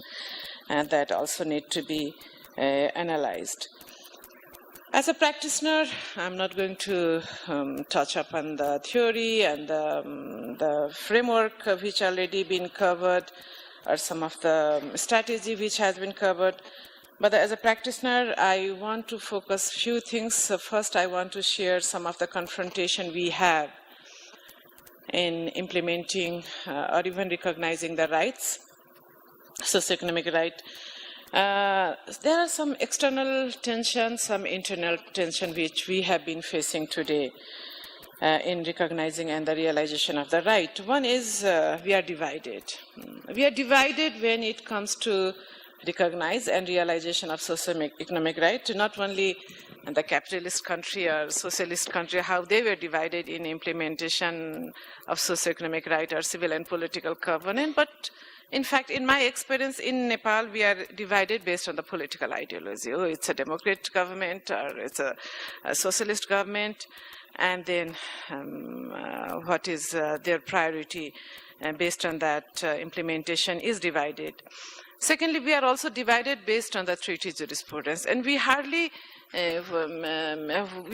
focus on the treaty jurisprudence because up to now many of South Asian countries who are still following the dualistic approach, and which is a colonial approach, and the country which brought that approach in this region have shifted their position from dualistic to monistic, but many of us are still following the dualistic approach. As a result, we are still under tension on treaty jurisprudence. As a result, it's very difficult many times to implement, even though we are party to social and cultural right covenant. Third, yes, I mean, if we look at South Asian country, all of us are party to socio-economic and cultural right covenant. But we still consider that document as a foreign document. We don't consider that as our own document. And especially when there is an absence of explicit right in the Constitution, that could have played a critical role in the transformation of the right. But we still think, oh, it's a document, Western document, but we forget that that document was negotiated by each government and adopted by our own government. We are also divided based on the institution we represent, and that is what we have been confronting in Nepal today. Of course, judiciary has a power to judicial review. Judiciary has even power to test the reasonableness of exercise of executive power. But when it is tested, they see the other organ of the government see it as a threat, intervention, and they raise the question of separation of power without recognizing that state obligation goes to all the state agencies, and coordination and collaboration is required, and that is a constitutional mandate to the judiciary, but then we divided based on state institution. We are also divided based on the resource gap, and we have example of many countries who have even decided to separate from and within the country because of the availability of the resources. We are also divided based on in the application of socio-economic right, whether only state has accountability or even private sector has accountability, and we are still in question how much we can create accountability to multinational companies. We don't know what is happening to the victim of Bhopal gas incident, whether the victim has been able to get justice through the multinational company, where multinational jurisdiction question has been coming up. So we have many external contradiction which is affecting in recognition and the realization of socio-economic right. But at the same time, I'm very proud and I would like to share what is happening in my country.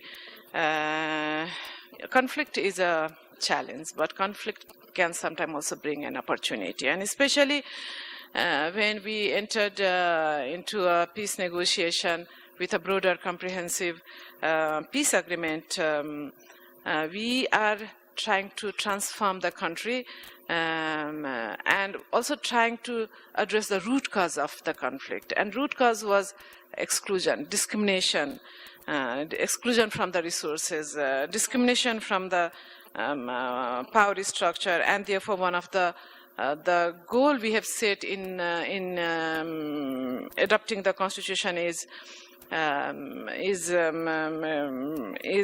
not only power transformation but economic equality and economic prosperity.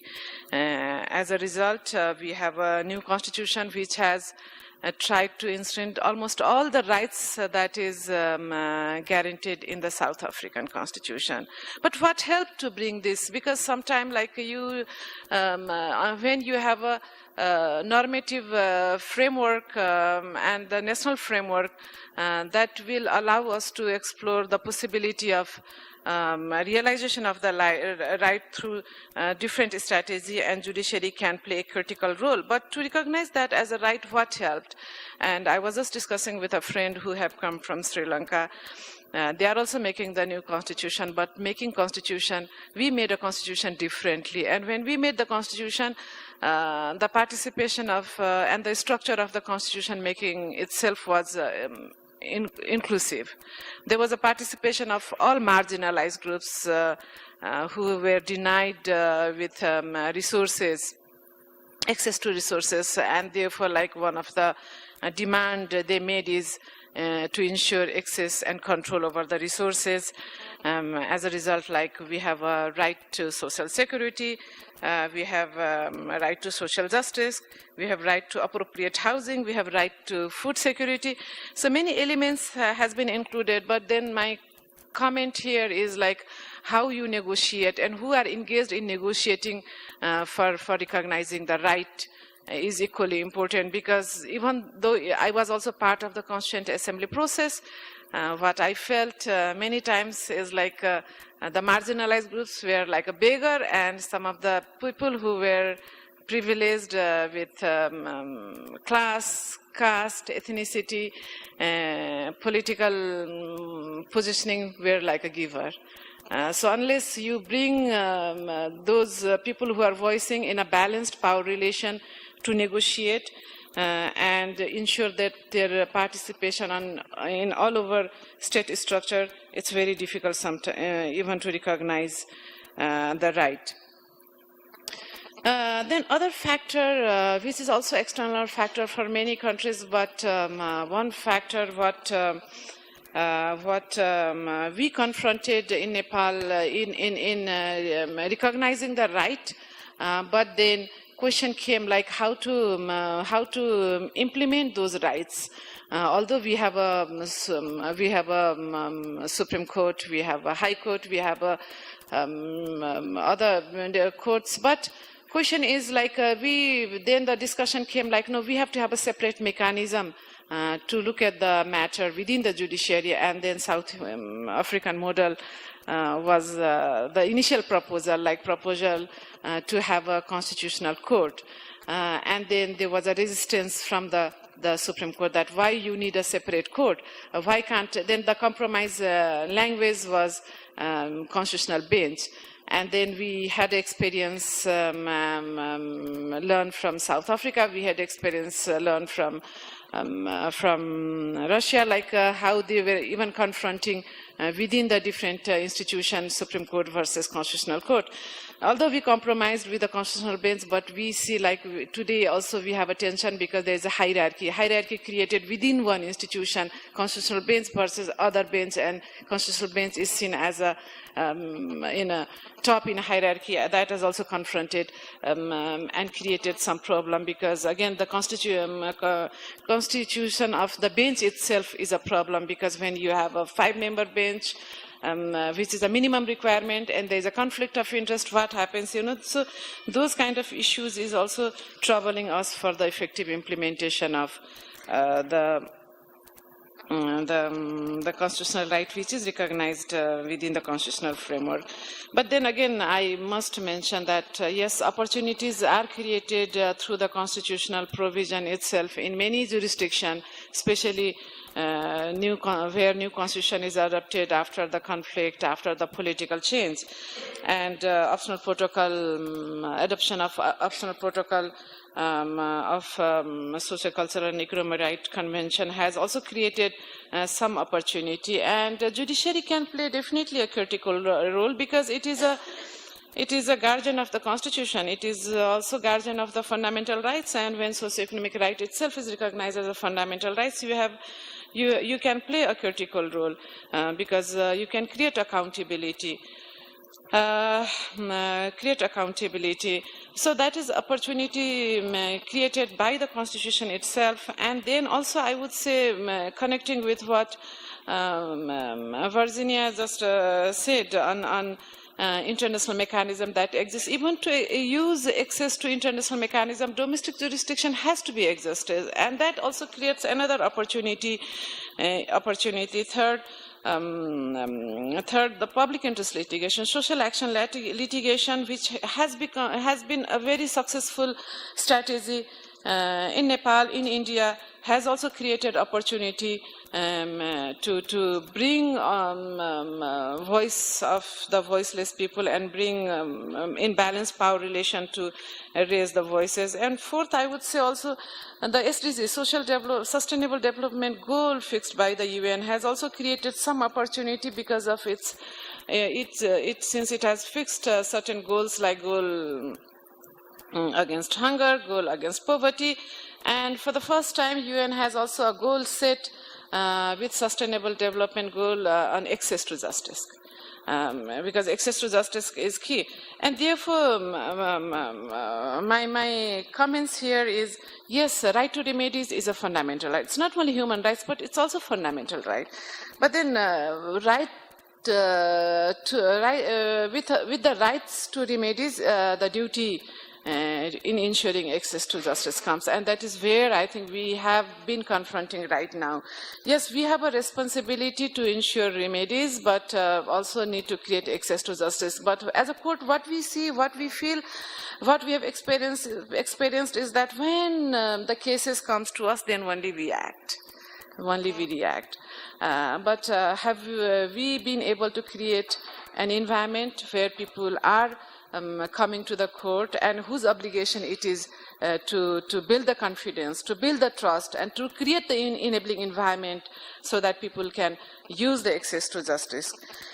We have hardly spent any time, resources on identifying those gaps. And what has helped in Nepal recently, we have formed a commission on access to justice. And this commission has been trying to look at the obstacles for the access to justice. And we have been trying to look at different obstacles, institutional obstacles. We are trying to look at social cultural obstacles, but we are also looking at the economic obstacles, and where we have identified cost, corruption, lack of support system. So there are different factors which is hindering people to use access to justice. Therefore, how to deal and build the ability to seek and obtain remedy through formal or informal channel. Yes, I mean, you need a different component for that. You have to have a justiciability, unhindered access. You have to have a structure all over the country, accessible structure that can be accessed by differently abled people, good quality, provision for remedies, and when I am talking about provision for remedy, it's not only remedy but meaningful mechanism and accountability of justice system, where the chain of justice as well as all the state actors can come and took initiative together. As you pointed out, how to bridge the gap. I think that has really touched me. So that is one aspect. So what I have highlighted here is, yes, judiciary has obligation, but have we been able to look at how to create the access and whose obligation it is? And when we talk about justice, it is only the court, or we need to make sure that the other organs of the state engages together so that access can be ensured. And then second is our own understanding on expanding the jurisprudence, which has already been touched by our colleague from South Africa. I will not go into detail of that component, but yes, we are not conceptually clear on many things, including what is core right, what is progressive right, how to create accountability, asking, because one thing what I have really enjoyed, because I'm also a member in a committee against torture, when we engage in a constructive dialogue with the state parties, we ask the government to bring the strategy of implementation and how to do this from the judiciary. Is it possible to do it before we decide the case, or if we can do some kind of collaboration in the implementation through the judgment execution mechanism is one question which we confront. But yes, our own conceptual clarity, understanding, and our conservativeness, traditional mindset in expanding right is a problem. And finally, I would like to say, yes, realization of right is not only mere declaration of the right, but we have to create infrastructure. We have to have a budget. We have to have a mindset for enjoyment and for the exercise of the right.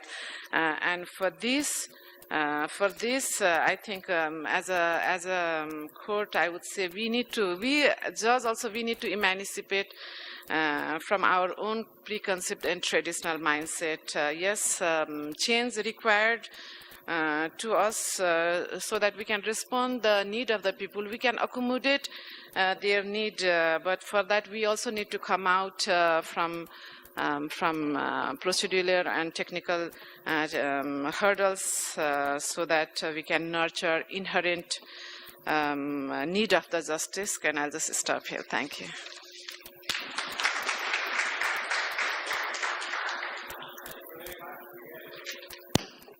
Judicial perspective on work I particularly liked the reference to labor rights, which for the first time just come in the panel, unless your reference to business and human rights also included that, which I'm sure it did. I'm reminded of President Tito, former President of Yugoslavia. He was very keen on workers' participation. And there was an underground cartoon in then Yugoslavia, which said that one comrade said to another, said, I participate, you participate, X participates, but he ups their profits. So I'm very glad that Nepal's Supreme Court is doing wonders for workers' rights, and that's a very important thing. And I think you'll all agree that what she said about root cause of infringement of social and economic and cultural rights is an extremely important. A root cause of denial of these rights, the root cause of infringement and even violation of these rights. And I'm grateful to you for showing your attention. Now, with great pleasure in requesting Ms. Uzramma to say a few words for the next 20 minutes.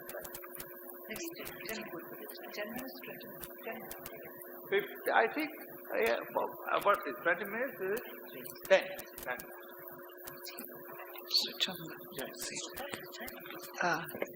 I work with the indigenous cotton textile industry of India, and my colleagues and I feel that this industry, which is now generally known as the handloom industry, can be a vehicle for social democracy. And that's why we are involved in it. I will start with a slight recount of the research that went into this and why we looked for precedents for this kind of social democracy in the indigenous cotton textile industry. As you all know, the legendary riches of the subcontinent which attracted colonial interest, it was known as shaking the pagoda tree. They came here really to become rich, was the work of people's hands. We didn't have silver mines or gold mines, but we collected so much silver that during colonial period, a shipload of silver left India every day. A large part of this wealth was created by the export of cotton textiles made by ordinary weavers, not necessarily caste weavers, making ordinary cloth. Cloth has been found in Egypt dating back to the 5th century after the birth of Christ, which comes from India, which is thick, ordinary cloth. So we clothed everybody in this country and a large part of the world in cotton. And it was possibly the only civilization where the rich people and the poor people all wore cotton cloth. So what happened, of course, as you know, during the Industrial Revolution, the making of cotton yarn was the first process to become mechanized with the spinning jenny and other machinery. Now, what this spinning machinery did was not just to mechanize a hand process, because you can actually do that. Like, an idli maker today has just added electrical power to a thing that is normally done by hand. But no, the spinning machinery did not do that. It actually fundamentally changed the nature of spinning. A process which had been able to take a whole diversity of cottons was now not able to do that. Now it needed only one kind of cotton. And that is why farmers in India today have to grow American cotton, because that staple is long enough and strong enough for the machine to handle. Because the machines are made of metal, obviously, and they generate heat, and so that breaks the fiber.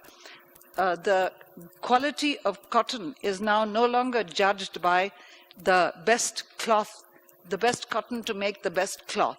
It is now judged by which is the best cotton for the machine. So the machine dominates nature, and it creates problems for Indian farmers because it is totally that variety of cotton. The hirsutum variety is an American variety. It is totally unsuited to Indian conditions, unlike the cotton which we used to grow before. So we looked into all these kind of processes. And what we are trying to do in our decentralized cotton yarn trust is get the whole process of making of cotton cloth, right from the farming up to the making of the cloth, into the hands of the producers. It's not going to happen, certainly not in my lifetime, maybe not even my young colleagues' lifetime, because it's a very, very difficult process. And one of the many rights which have been denied to the working people of the country is the right to research. And we really desperately need research into the kind of spinning that is suited to our cotton growing and our cotton weaving. Instead of having to grow the cotton that is needed for the spinning machinery, we need that kind of research. So I will just go into the kind of rights that are denied to our hand workers today. And one is, of course, the right to raw material. Potters today have no rights to the clay beds. In Eluru, for example, many, many years ago, when I used to go to Eluru to visit the carpet weavers, we found that the clay beds of the potters had been made into a sports stadium. And so it was no longer available for the potters. Of course, there's the case of bamboo from the forest, which I'm sure many of you know about very well, because bamboo is sold to paper mills for very little money. Dried bamboo is sold to them, truckloads for a couple of rupees, and artisans who use bamboo have to go through all kinds of processes. They have to register, and they're allowed to take only a very limited quantity of bamboo from the forest. The right to running water. Kalamkari painters need running water to make their dyes set, and dams are put on the rivers without any regard to the accessibility of running water for that. Right to institutional finance. Now, the big corporates, whether it's Indian corporates or foreign corporates, get huge amounts of money from our banks. You all know the non-performing assets and so on. I think there are 14 family-owned companies that owe something like 10 trillion rupees.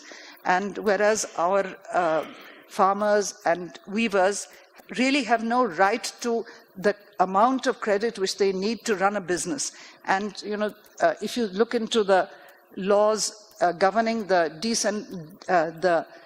DCCBs, the district corporate cooperative banks, which are the banks that lend money to weavers, they give something like 70% of the annual turnover. It's a ridiculous way of doing things.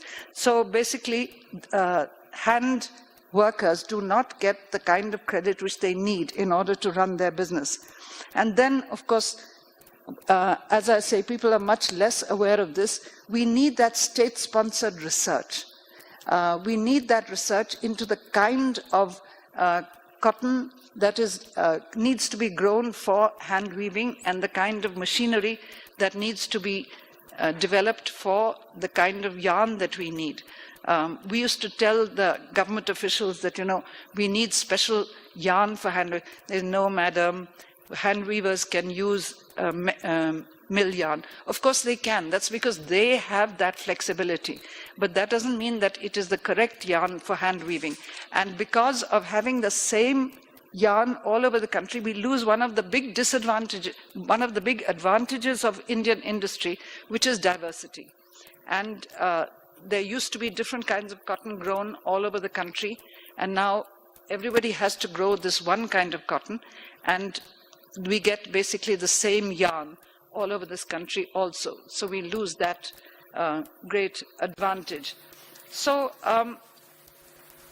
I can't say that it has been an easy ride for us because it's such a big ambition, and we are a very small agency, but this is what we do. We're still using that same technology for spinning because that's the only technology that there is. But what we have done is we have scaled down the mills because our objective is to put all the spinning and the weaving in the hands of the producers. We're still very far from that. But a smaller unit is, of course, much more likely to be handled by the spinners themselves. So whereas in a mainstream spinning mill, you have something like 40,000 spindles. We have 400 spindles. And then that yarn we make in a way which we have eliminated the baling and unbaling, which was introduced to carry cotton overseas. And so from that yarn, we then make into cloth, and we call it malka. And I hope you will all patronize malka and bear in mind that it has this ideal of democracy in production. Thank you very much.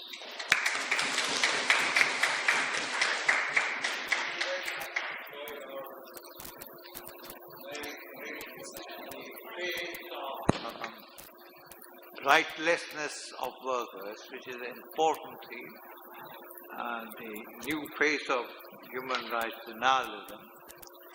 And I was also reminded, as you talked, of the problem always is how to achieve unity. And humankind has only two answers to this question, as far as I know. One which you described as unity in diversity, but certain basic floor has to be maintained. But the other is also a way of unity, and that is unity in perversity. And very often social and economic cultural rights are denied when you follow the second part. So social, economic and SCC rights presuppose unity in diversity, provided a floor of wages is floor of minimum core rights is maintained in either. But certainly it was a very poignant situation that you described. And now we have not the least, but certainly the last, Professor Gabor Gombos. He has a lot of experience in the field, and he has lots to say about science and human rights as well. Thank you, Mr. Chair, and thanks for the organizers to invite me here. So I am back in Hyderabad, and I really appreciate it. And I feel very happy to attend this very exciting conference. So we are coming near the end of the first day's program, and it's about inauguration. I'm trying to be short, and also I am trying to make a case for a crazy man. Or if I had been asked to give a title to my speech, which I was not, and thanks to the organizers for that also, the title would be something like Confessions of a Lost Guy on His Random Walks. So first, very briefly, I will describe you my random walks in my life, and then a very few observations which were also fed by my distinguished colleagues on this panel. I started working for human rights of a very particular group of people, namely people who are diagnosed with a severe mental illness. You don't need any explanation to understand that this is one of the most marginalized groups of people across the globe, and their status is very often associated with severe violations of their economic and social rights as well, suffering from poverty, homelessness, and many other issues. I started that work in my little apartment, which was situated in one of the poverty quarters of the capital of my country, which is Hungary. We started, 11 of us. We didn't even know that it was about human rights. And frankly, I was quite shocked when I was told that we were doing human rights work, because it sounded like, a very serious, very alienating concept. So that was my start, which was the top level of my work. It happened during the negotiations of the first human rights treaty of the 21st century by the United Nations, which was the Convention on the Rights of Persons with Disabilities. And I was one of the civil society negotiators of that treaty, by the way, together with Professor Dhanda. So that's quite a range, you know, of voting. After the age of 50, I experienced unemployment. I was very close to become homeless. For the first time in my life, I really experienced challenges in enjoying economic and social rights. At the very same time, when my situation at home was really near critical, I spent a few days, you know, in one of the most expensive Swiss hotels. And for the 4 days or nights I stayed there, the organizers paid money which would have allowed me to live in my own country for about half a year. I'm not making a judgment. I am just saying that I had experiences which I would say justify why you can be a person who is seen by others as mad in the world we have these days. But it's enough from me. Now you see that I have a big ego. Let's talk about something which I find as global challenge these days regarding the enjoyment of economic social rights.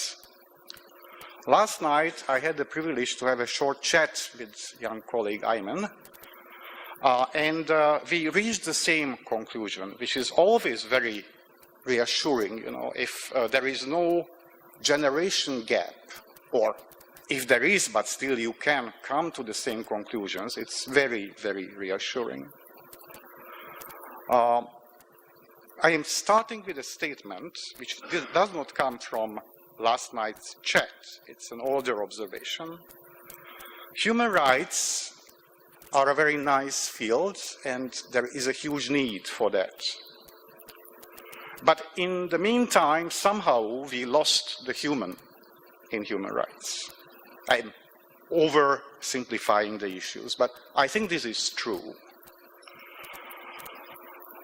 When I want to understand a little bit about human rights, then I need to see and meet a person, a real person, in a real life situation where he or she cannot enjoy one of his or her fundamental rights on an equal basis with others.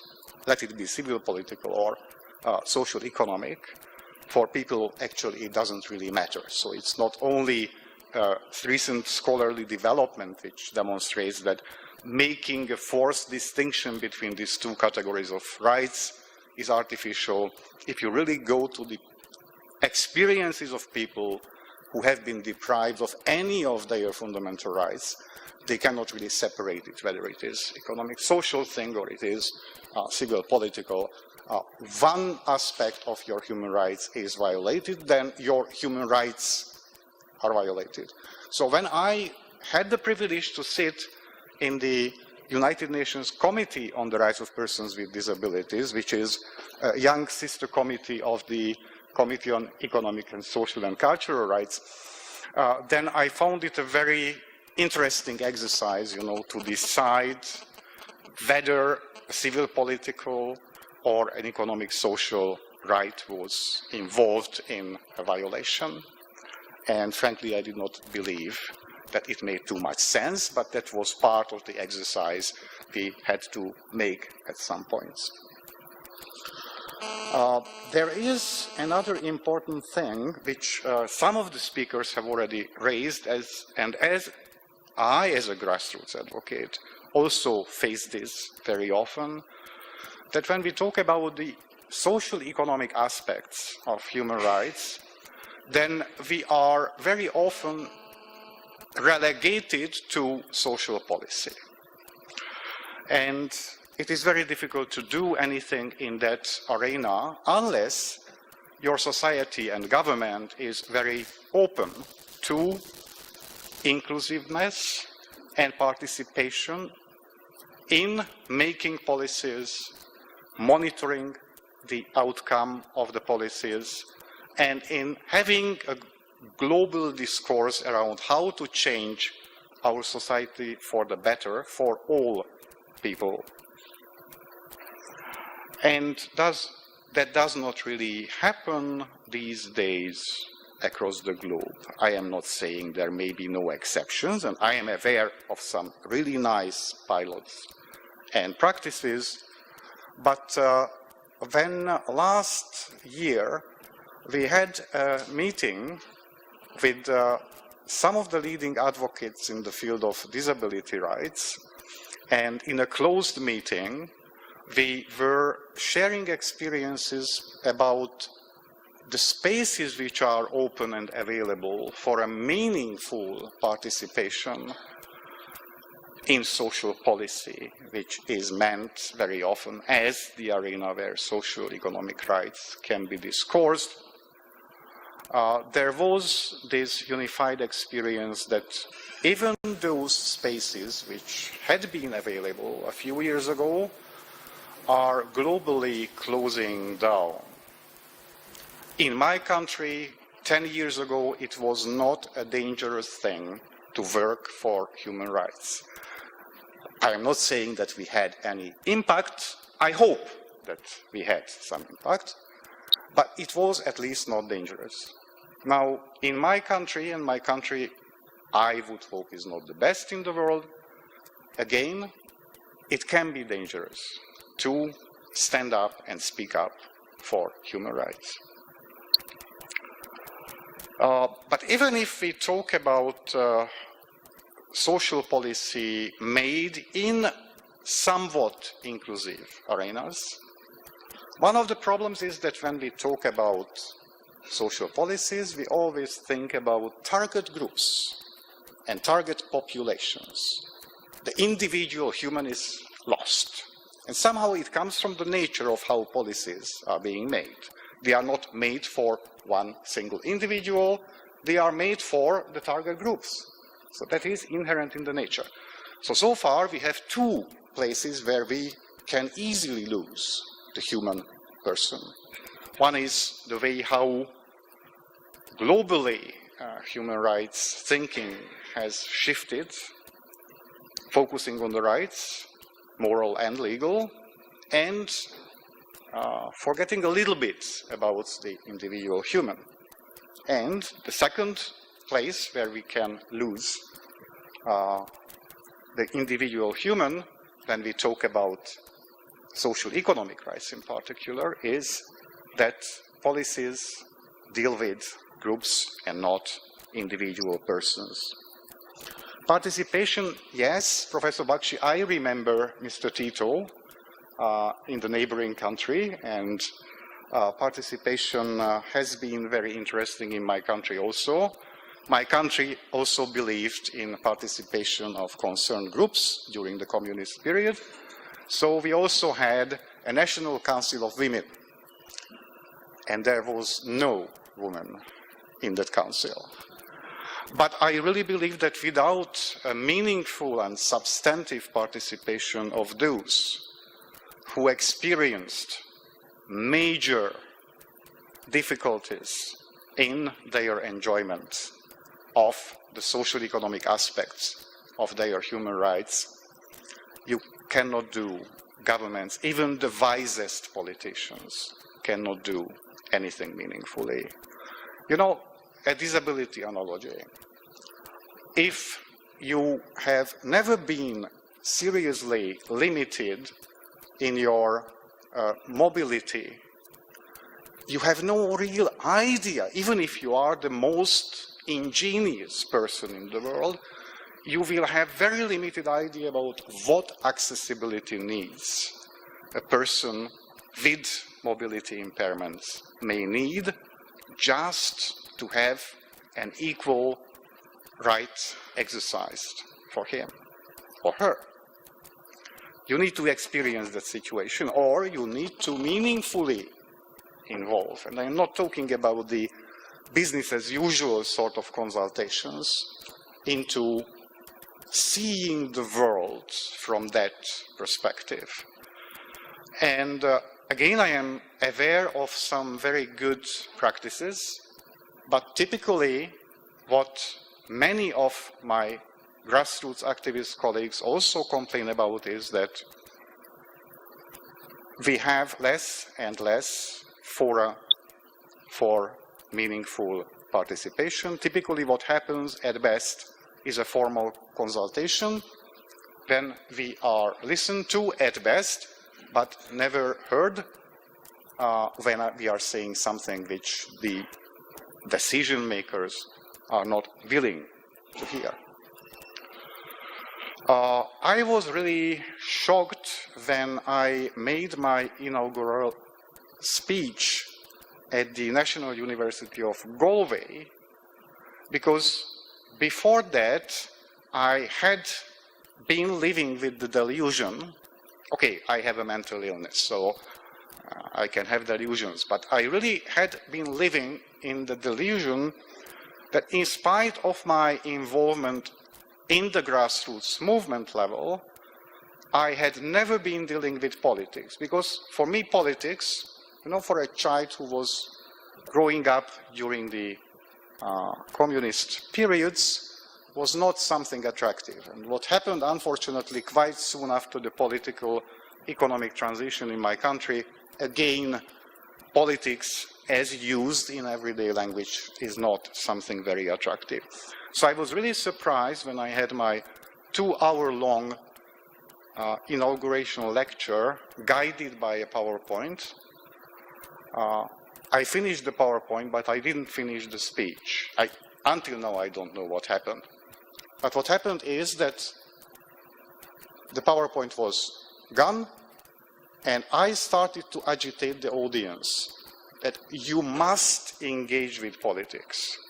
Whether you like it or not, personally I don't like it, but if you want to have real changes happen in the world, then it is not enough to go to the level where social policies are made.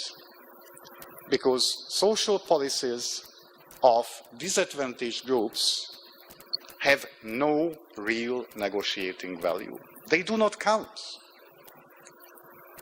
You must put your issues on the political agenda, because it is only the political agenda where the capacity to bring about real changes lies.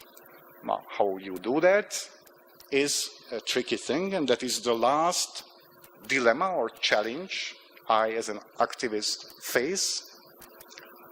What is your strategy when you engage with government politics or opposition politics or whatsoever politics, established politics? What is your strategy and what is your tactic?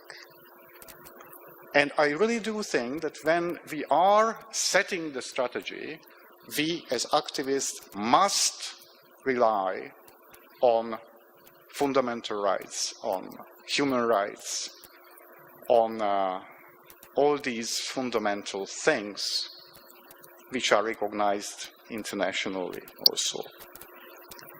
And it should be clear, if we also inform ourselves from the interpretation of the rights by the treaty bodies, then we have a more or less clear picture what our strategy should be. But we have much less guidance on tactics, because in tactics is not necessarily a principle-based activity. It's an art. It would be nice to have large societal discourses, bridging very different strata from society, academia, grassroots activists, politicians who are willing to participate in such discourses, and try to figure out those small steps which will hopefully bring us closer to our strategic goals. And with this hope and desire, I am looking very much forward to the coming days to learn from you. And now you may have an idea what perspective and position I myself bring into this arena. Thank you very much.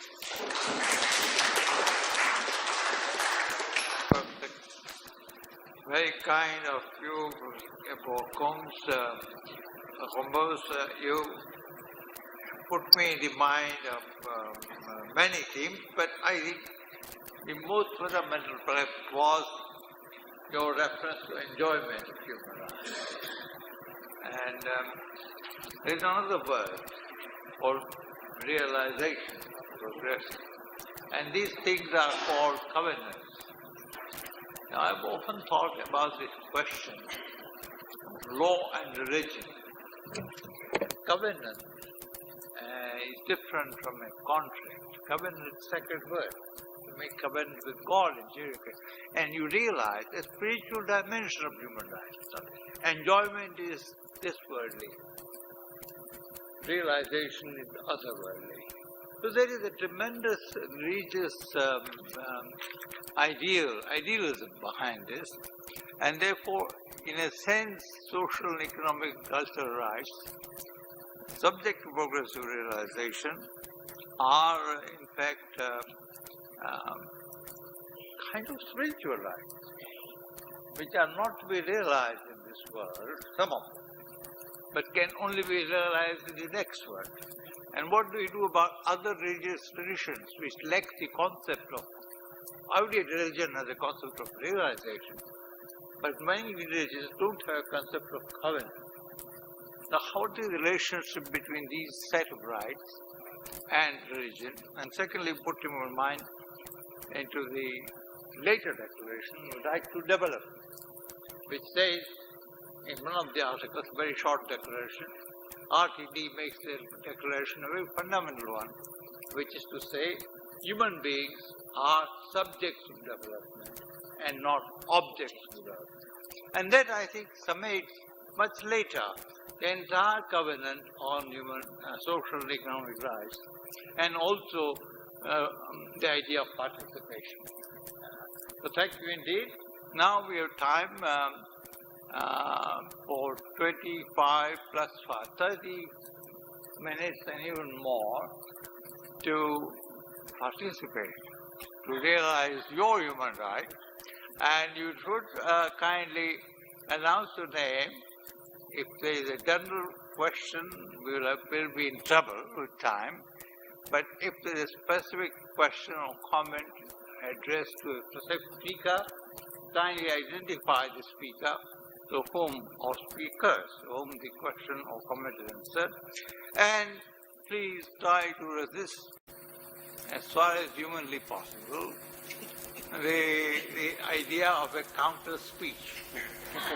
Because that we don't, we're welcome to do that, but we don't have time, because by the time if they respond at all, if they agree, they don't have to respond. We have more time for discussion. But your comments, counter views, everything is acceptable, provided you observe the same limitation as the learned speakers have observed. They had lots more to say than what they have said, and they were constantly under the gaze of a good friend who said 5 minutes, 2 minutes, often aided and abetted by me. She found your presentation so interesting that she forgot to wave a placard. And occasionally we had to, we have been sort of keeping Indian Standard Time, and you're keeping Greenwich Standard Time, Greenwich Mean Time, which is very mean indeed. Greenwich Mean Time violates human rights in the very nomenclature. Mean time. Mean time is what? It's very mean. So we proceed now to comments. Professor Lipton, am I right? Yes, right.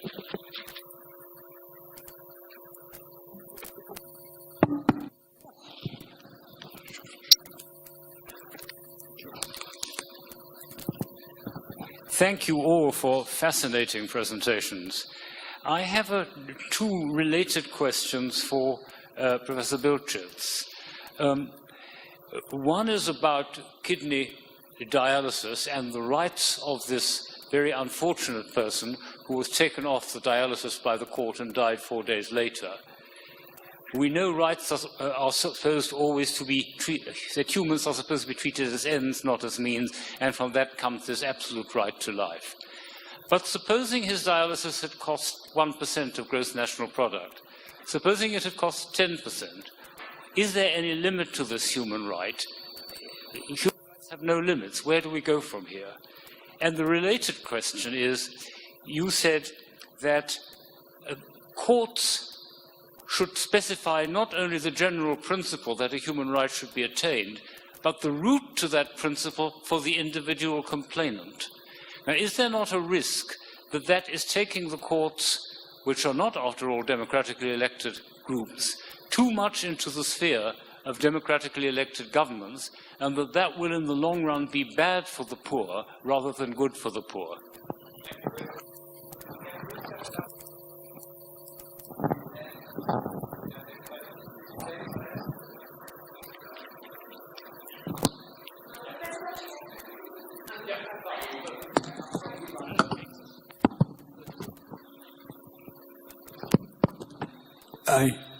First of all, let me make it quite clear that putting fundamental rights on the agenda of human action, either in the Declaration of Rights in the French Revolution or in the Constitution of the United States, was an extremely important advance for human society. Apart from very primitive societies, from the time that mankind invented agriculture and domesticated animals, human societies have always been unequal. And before these events in the 1780s, there is no agenda for creating fundamental rights. So, first of all, let me entirely agree with Professor Bilchitz that it is important to put these as bridging concepts for realizing some of these rights in an imperfect society. But it is also important to look at the political economy of all this. While the French Revolution created these fundamental rights or talked about these fundamental rights, there is no realization of these rights until after the Second World War in France, when the social democratic state was created. That's only at that time was fully universal education created, a good healthcare system was created, and in the United States, even now, the society remains extremely unequal. The difference between the blacks and the whites has not actually narrowed very much, as President Obama made it quite clear. And in the Indian Constitution also, we had fundamental rights from the very beginning. In the preamble of the Indian Constitution, we had proclaimed that the values of the French Revolution would be enshrined in the Indian Constitution. But as you know, India remains one of the most unequal societies in the world. Class divided, caste divided, community divided. And it is very important also to talk about the political economy of this. If you have a private property right and an unequal society, you are never going to realize it. In South Africa, for example, they didn't carry out any land reforms to take away most of the productive land from the whites. And in fact, they created further division by creating new townships in the new cities in the townships themselves. So you have geographically created a new kind of apartheid. Is it not important to talk about those areas also, and only talk about the microeconomic interventions that the World Bank advocates? I know that the lawyers have done a great job in pointing out the deficiencies. While the lawyers do this, the other social scientists should also talk about these fundamental changes in society. Thank you very much. Let me take a third comment and we'll then request the panelists to respond to them very quickly. You can also take a category of civil rights. How are civil rights different from fundamental rights, and how are fundamental rights different from human rights? Now, sir. Thank you to everyone for a very insightful talk. And my question is not directed at anyone in particular, but is an anxiety that I've, as someone who works on law and impoverishment and socio-economic rights for some time. Aren't we depoliticizing the whole question of justice and equality by using the language of rights, especially when we are focusing so much on judicial enforcement. And as an Indian, when I look at the nature of and the character of Indian courts and the kind of judgments that are coming from Indian courts, I worry at times whether the emphasis we are placing on judicial enforcement of rights is worth the final output that may emerge from legalization of some of these socio-economic rights, and whether the same investment and energy on political front may born better results. And it's a concern that I have, and I suppose every one of us have been troubled by this question.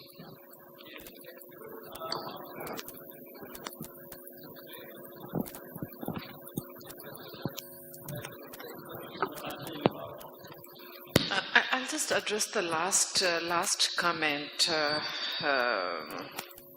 by emphasizing on judiciary. I think it should be a last resort.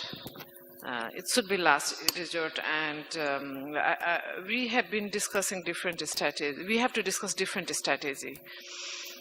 You cannot only rely on judiciary. You cannot rely, and therefore, but when there is no effort and no program or protection from the government, then whatever available remedies available, you have to use. And for that only, I think I would say like judiciary to be used, but it should not be the first.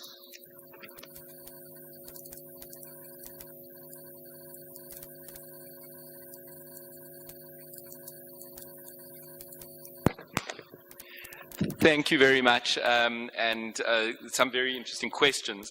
My point about the kidney dialysis case was not that the South African Constitutional Court was wrong in terms of the result, although I think the result was tragic. Right, so I think we need to recognize the result was tragic if someone died as a result of the inability to provide. My point was that the South African Constitutional Court essentially did away with the right for all time to kidney dialysis, and that simply must be wrong. Right, because kidney dialysis is part of the right to healthcare, and it must be something that we aim and aspire to in realization, and that we take concrete steps towards doing so. And so what we must not do when we're looking at rights is be focused on the here and now, so become so focused on the concrete realities of the now that we lose the aspirational content of the future. And the aspirational content of the future enables us and pulls us towards that future, and we need to actually, and this allows courts to create concrete steps that allow us to create that future.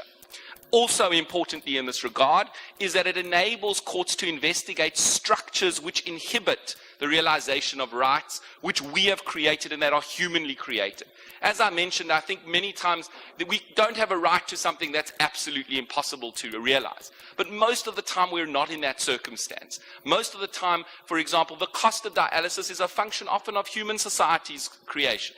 Right, the cost of certain drugs, right, I've been engaging about this, right, we've got a tragic situation in South Africa with a drug called Herceptin, which goes for about $3,000 or $4,000 per month, right, it's a very successful drug in helping to address breast cancer, and thousands of women are dying because they cannot access this drug, right, why is that drug so expensive? Yes, there is costs of research and development, but it's also because we've created certain structures in relation to intellectual property that enable corporations to make way in excess of anything that would be reasonable recompense for them in this regard. So it requires an investigation, and this is what I'm saying about the bridging conception. It does, as you said in the second, it does require courts perhaps to go into spheres which they have been uncomfortable about. Right, and Justice from Nepal also mentioned this, and I think that is going to be the role of the courts in the global south, and maybe we can teach the global north some aspects of that, may well be different. Right, what we've recognized in the constitutions of the global south is that a certain measure of distributive justice is fundamental to creating a just society, and recognizing that point means that judges may be given a different task, and particularly taking into account the actual situations of the societies in which there's a large measure of dysfunction in the ordinary political branches, means that judges often have tasks placed on them which perhaps in more ideal context they wouldn't necessarily have. Thank you, David. I think this is, Virginia will come in a second on this. It's what I call jurisprudence. That is people's jurisprudence.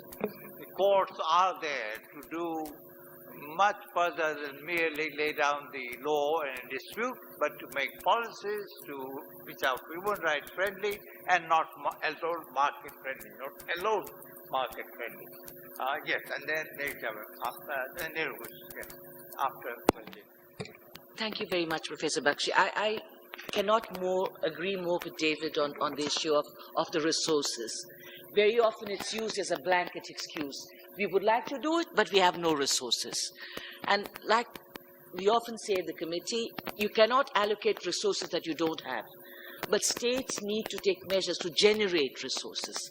And in our experience, they do not have the resources for economic, social, and cultural rights because they really do not consider them as a priority. And they can continue to consider them, and that brings me to your question about politicizing policies. You know, sometimes we hear in the committee, delegations tell us all about their policies. And sometimes we're tempted to ask, but what is your hook to rights? And they look through you and say, what, we've been speaking about it for half an hour, you still have not understood?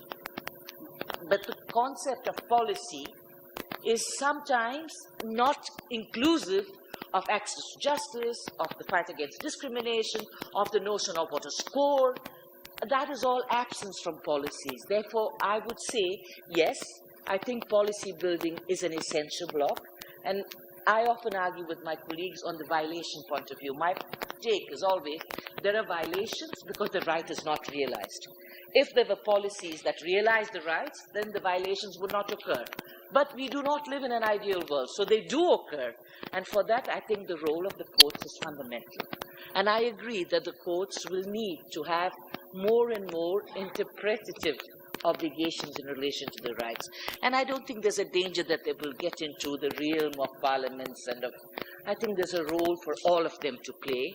And I think some of these judgments from the Indian Supreme Court on the right to food or from the Uzramma case, which is really a sad case. But I think it's essential that we understand that the right to life is not only the right not to be killed. It's the right to live in dignity. And that is something that I think needs to be made more clear by the jurisprudence of the courts.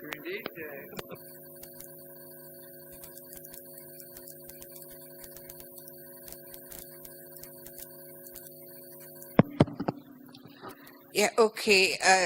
Actually, this is in response to David's paper. It's very neat, very well argued. But something about his this neatness worries me, and I'll tell you why. You know, we are so used to the idea, or we believe that rights are an integral part of what it means to be human. But to conceive of rights as a bridge between moral and the political almost seems to remove them from the human body. Now, you have rights irrespective of whether you do or do not claim them, right?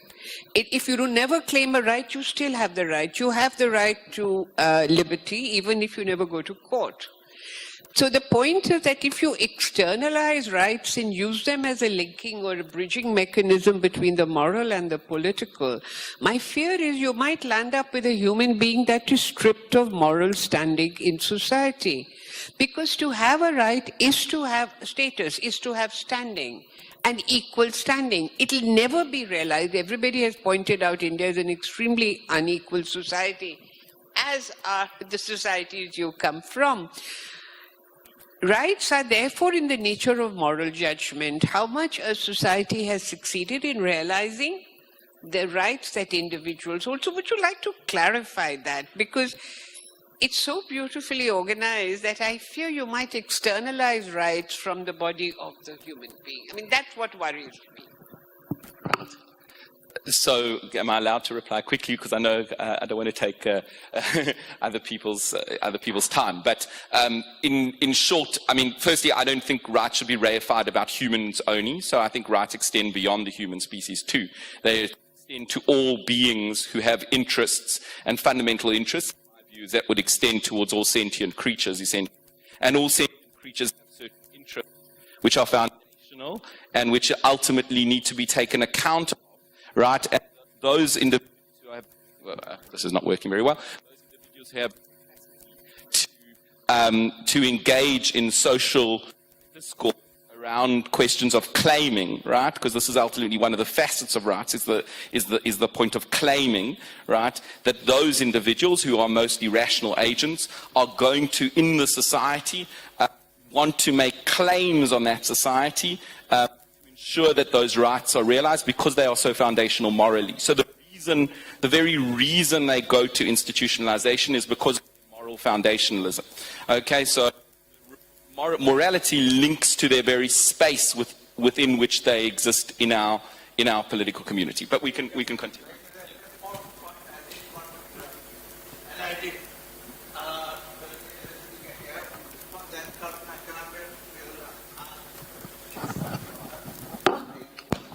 Thank you. Just a very short comment from me on the judicial versus political way. For me, that is actually not a strategic question, that is a question of tactic. If I know where I want to reach, on a case-by-case basis, I have to consider, what discourse potential a particular case can create in a society where the political arena is not really open to have a discourse on that particular matter. And if you do this exercise before choosing the way, and sometimes you don't want to choose, you want to use both, then I think it gives you a good compass. Thank you. Thank you.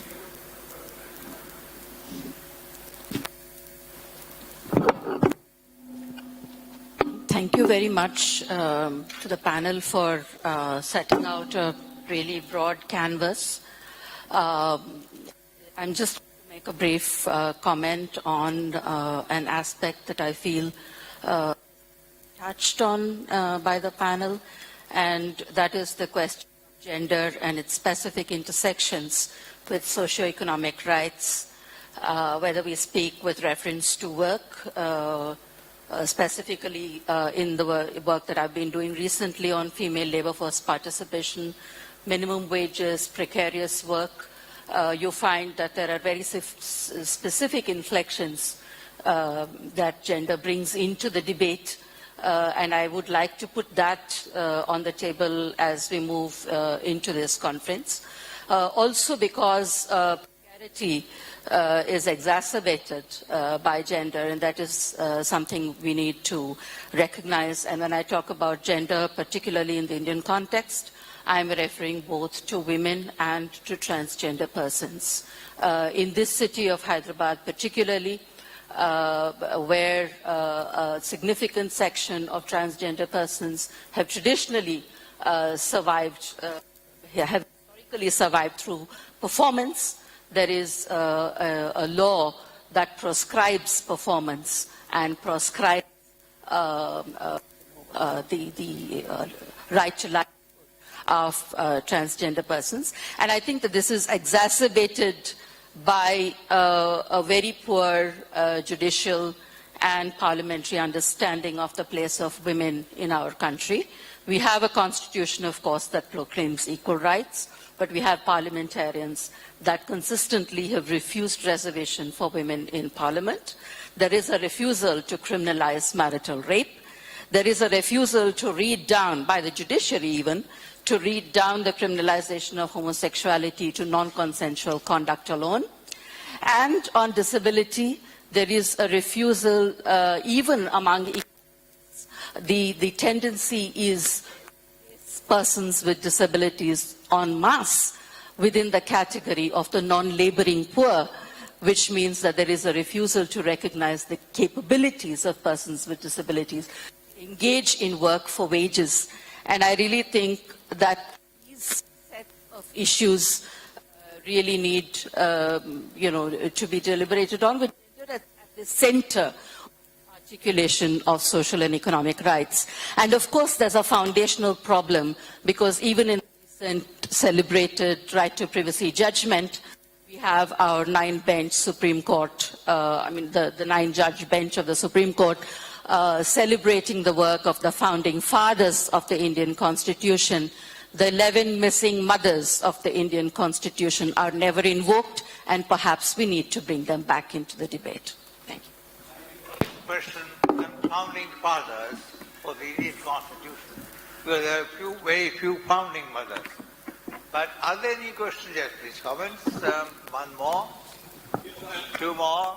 Please catch my eye. I'm looking weirdly at you, but I'm making sure that you have comments, you don't go uninvited. Yes. Yeah, I'm Pradhan, and my question is to Neera. I belong to civil society, and my question really is that there is civil society promoted by the retired bureaucrats. There is civil society promoted by many other people. So if we take them as civil society is a problem, there are dedicated lots in the country working on large number of issues. Yes, we work in networks, and we've had large number of success in the country. Much of the work that is unfolding in the country is also within civil society. And I want to say here very clearly, I realize with my work with the Gombos I've done for the last 17 years, I realize all my masters and MPhils and all is zero in terms of the learning that I've got with the Gombos. And the changes that have come about, working with civil society and engaging with advocates and engaging with judiciary, I think things have changed, and had we not been around, I think many issues would have been much further. And last bit, well, the government is trying to use every possible means to strangle, press, throttle our freedom and all, but somewhere is smarter than them. We have our own ways of doing our work still, despite the protest, despite what the government is doing. So I think just be a bit more chat. Thank you.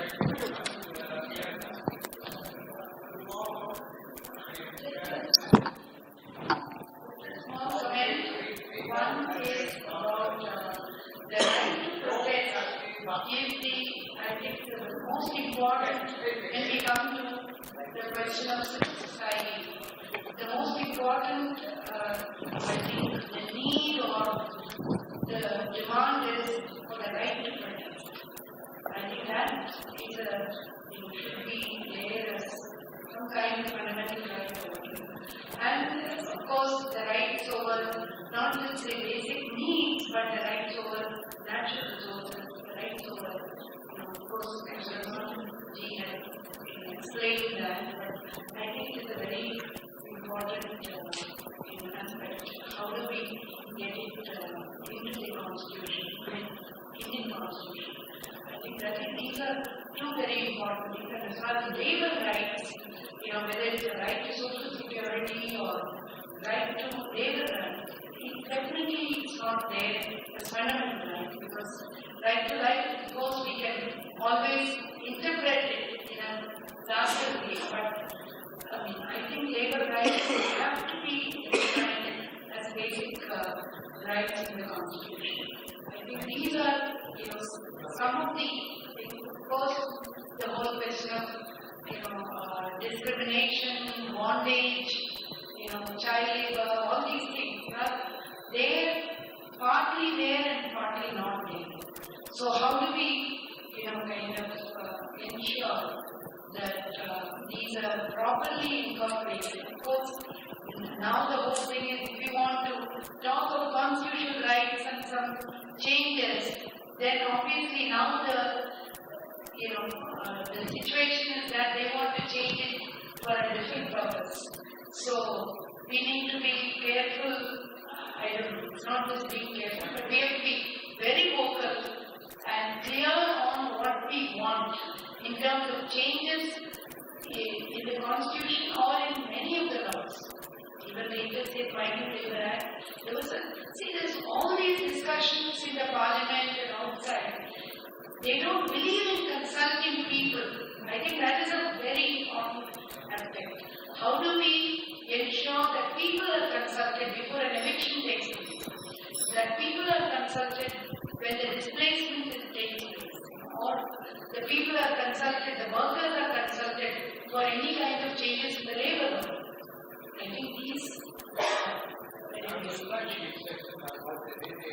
perspective. And then it doesn't matter who are the people. It's a very important question. We are only now and then we have two questions. One there, two there, and one I said two there, three there. The 5 comments, and that's it. Yeah, please. My comment is mostly with regard to what David spoke, and also largely something that I've been thinking about for a very long time. When we talk about the articulation of a right, especially in terms of the fuller notion or the general notion of it being a moral concept or an ethical concept, who is it who determines what is moral and what is ethical? I mean, for instance, so I work in Bastar, and there the right to education is articulated by creating all these Pota cabin schools where all the students go and study as it's a residential system, and all the students are taught in one language, which is Hindi, and by the time they emerge out of those schools, they're completely colonized subjects. They've forgotten their own language, their own culture, and an entire culture is completely getting lost by virtue of this quote-unquote that is being extended to children in Bastar by the state. So how do we in some way think about rights and articulating them in terms of ethical and them being moral?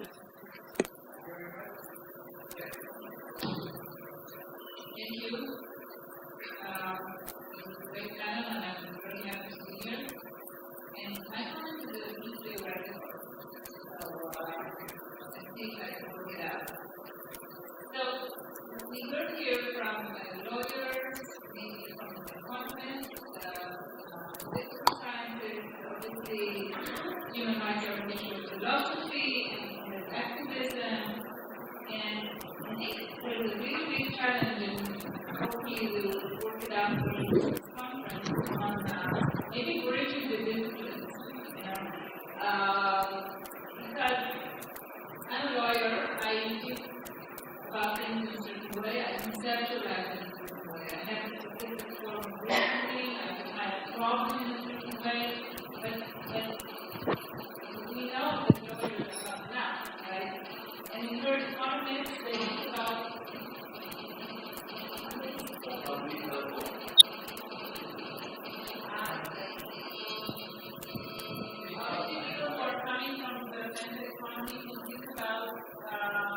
human rights that both that we heard about the ability of offices for social democratic or within the different types of economies.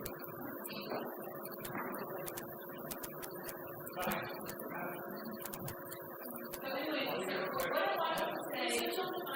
what I wanted to say is that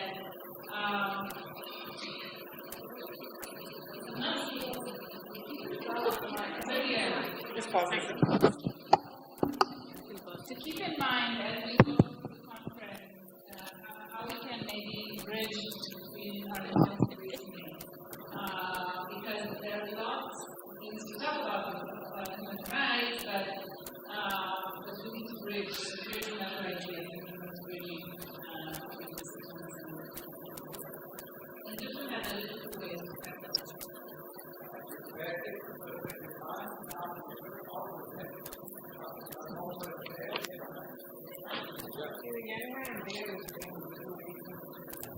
Thank you. My name is Shivani, and I just want to thank the panelists for their illuminating, insightful remarks.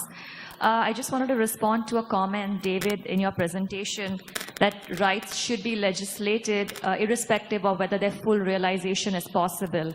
And I think that opens a space for a very dangerous assumption that of partial realization of rights, which I think we have to be very careful to avoid. Human rights means full realization, so I think nothing less than that can be accepted. So I just wanted to raise that point.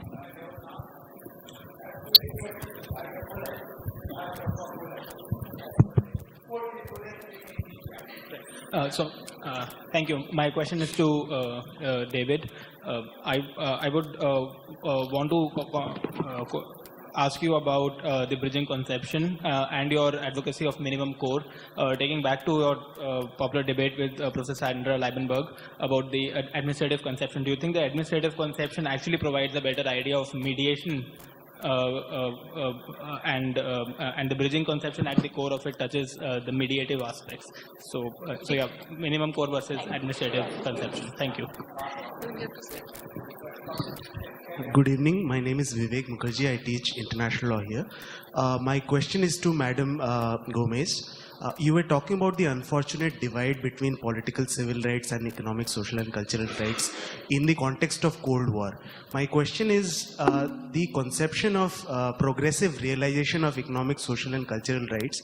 Since it was political, now in the 21st century, do you think that this should be done away with in the context of the fact that we are living in an interconnected world today, and there are more resources which can be seeded from different other sources. Like for example, the UNHRC, the UNHCR, the Human Rights, the High Commissioner for Refugees, has a separate fund for this purpose. So should the Human Rights Committee also address the question of resources directly and not depend on the states for resources?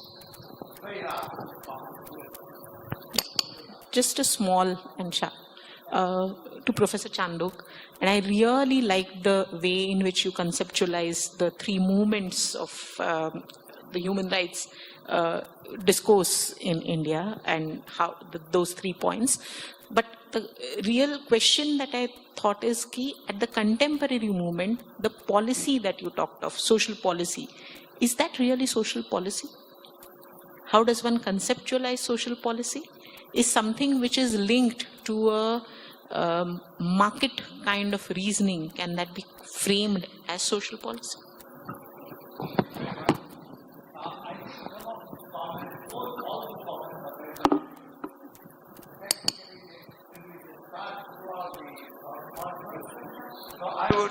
All the comments I was saying are valuable. They will be the subject matter. Some of them are going to last for 2 days and more. Some are immediate, is what speakers have said. So I would suggest, how do I go about? Can we extend it by 10 minutes? That's the only way. Because I have a small anxiety for the entire conference, which is this. What do we do if we have all the rights, but we are not all right? It's a question between having rights and being human. It's a very difficult question. I've not found a solution to it. I don't even know how to ask properly this question, but maybe during the course of the seminar it will emerge. Now, Professor Chandhoke first, and then Sapana Pradhan. We go alternate this way. Come on. Well, 2 minutes. Hello, can you hear me? Yeah. Okay. Let me illustrate my answer to your question by very briefly, I'm going to be very brief, by the great philosopher Hegel, who wrote the most passionate pieces of prose about the poor. Poverty is a product of industrial society. Society is responsible for the poor. But when it came to incorporating the poor into his project of civil society, he dismissed them, they are rabble. Your efforts to do good for people, for the citizens or for subjects, depends upon how you view them, may have nothing to do with the standing they hold in society, may have nothing to do with their notion of dignity, self-respect, their moral standing. And this happened recently when these guys from the offices went and marked houses below poverty line with a red line. Those people were outraged. How can you publicly proclaim us as being below the poverty line? Because more important than anything else to individuals is their standing. Poverty is a relational phenomena. So that is why your standing vis-a-vis others is important. Now, if governments are going to legislate for people at the same time, repress intermediary organizations I think they are denying agency. And that brings me to your question. Of course, it's not a question of being charitable. I'm a defender of civil society. The only issue is that civil society is a plural space. And, everything you would register, anything you have to register as an NGO. Now, civil society in classical literature has two sorts of, it is perceived in two sorts of roles. One is it's a site of associational activity, which takes people away from the anomie loneliness of modern life. The other, civil society, and this begins again from Hegel, and is fine-tuned by Gramsci, is the intermediary level between the state and the people. Now, because we have lost hope in political parties, we are looking at civil society, and this is precisely what happened in the aftermath of the Velvet Revolution. I have a right to know how my interests are being represented. Now, if they're going to be, the majority of civil society organizations in our country, and definitely in the global south, because they are being funded by donors abroad, are service organizations. They are being told by the state what to do. They're not in the business of raising consciousness. So my only suggestion is that even present government is not coming down hard on service civil society. They're coming down hard on human rights organizations or organizations that oppose nuclear installations. That is the kind of thing. Sorry about this. It's very hard to look at me. I understand there's difficulties, but I also have difficulties of time now. So kindly look at me, and now we go to Justice Pradhan. First name, Justice Sapana Pradhan Malla. I beg your pardon. Justice Pradhan. I will just address the question of judiciary and patriarchy. What I would say is it's because it diverges based on the country, diverges based on the individual who takes the matter. So sometimes it's individual and also contextual. It varies because, for example, if I bring example of my country, marital rape is recognized as a crime by the court.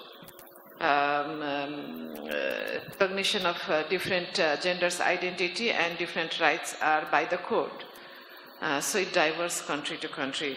But what is important is also what Professor Gombos said. You have to be strategic in using the mechanism, because if you think it's parliament or judiciary is not helpful at that time, that mechanism. Or individual benches also makes difference. So you have to choose sometime a bench. You have to do the bench shopping, which is, I would not say appropriate, but sometimes you have to do for claiming the right. But what you said is like constitutional framework do not discriminate and it guarantees equality, but it also like needs to be interpreted clearly if different gender is recognized, if different need and experiences of women is recognized in the process.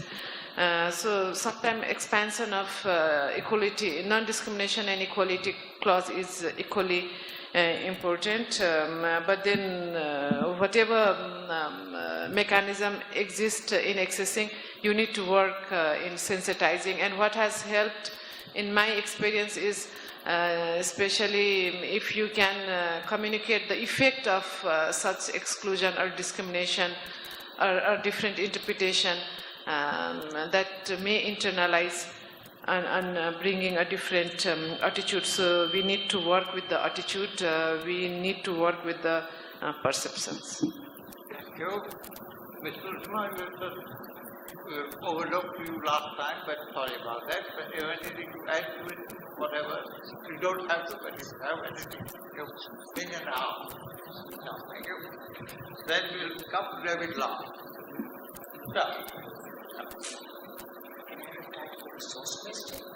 Yes, you have not answered. Please answer the question directed to you. Yes. Sorry, in relation to the resource question, thanks very much, because that is a major issue now with the committee. We need to take that up because we have a provision in the covenant which is Article 1, which deals with maximum resources for progressive realization. So if we want to be true to our role in monitoring the government, we have to take it up. But I think we also take it up because we have realized that if we do not have this discussion with the governments on the resources, all the rest is kind of hanging out there. And therefore we feel the need to take it up. We're planning to work on a statement on maximum available resources, but we still have to do our homework. But I think it may shed some light on this issue. In relation to the gender issue and the women, I would love to talk to you over dinner because I cannot keep quiet on this for at least half an hour, so I won't take the time. But just to tell you that when we did our last general comment on just and favorable conditions of work, that was a major issue, whether to have a specific section on gender, which was called for, but could be dangerous. So we opted for mainstreaming the gender issues, but it was a very tough call to take. Thank you.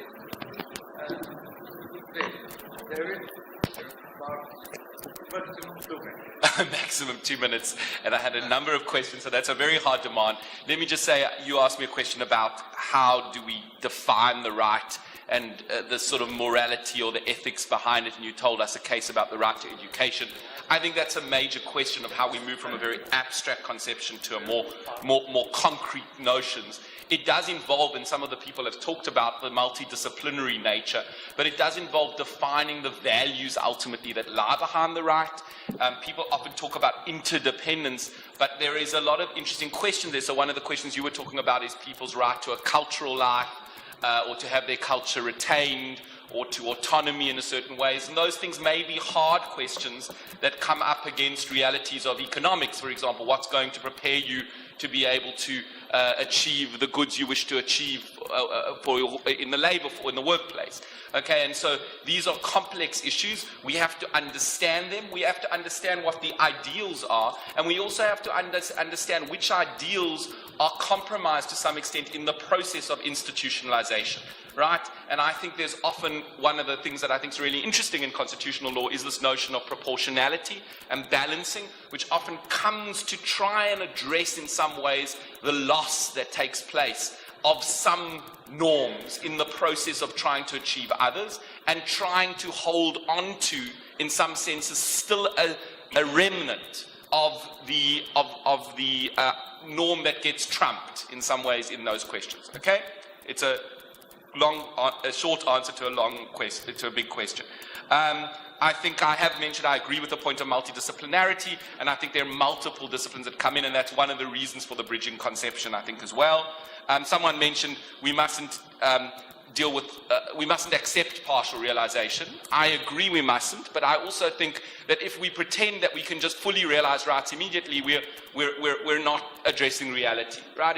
We have a right to adequate housing in the covenant, or we have rights to adequate food. People don't have those. So how do we move from a state where people don't have to a state where people are going to have? That's the question that I'm trying to address, and it's a question that I think is the hard question of what is the role of courts in helping us achieve more than we're currently achieving, and particularly when we look at the maladies affecting the global south, what can courts do to try and address some of those maladies? That's the question that I'm struggling with in many ways, right?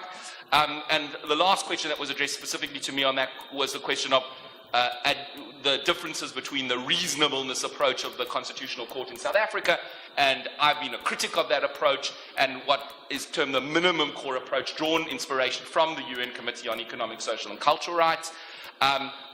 I can't go in detail into that debate now, obviously. Let me just say that the bridging conception, I think, provides reasons, again, for connecting with the minimum core, because we need to ensure people can ultimately get to better stages of development, that they can actually ultimately achieve the more sufficiency levels that are required in fundamental rights treaties. And if we simply accept that we need to allow people to starve, to be homeless in the interim, and therefore accept that some people are not going to die in the interim, as in a hard-hearted utilitarian approach, that seems to me to be antithetical to a fundamental rights approach. A fundamental rights approach requires us ultimately to try and preserve as many people as possible in a condition that we can ultimately enjoy a better realization of rights. And the bridging conception tries to take us from that minimum to a higher level of realization, and that minimum is a matter that I believe has to be realized as a matter of priority by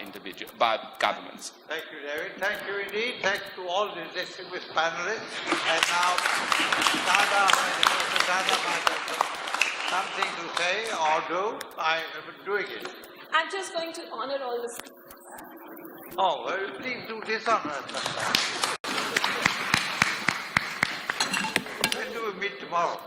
It's a $1 million question.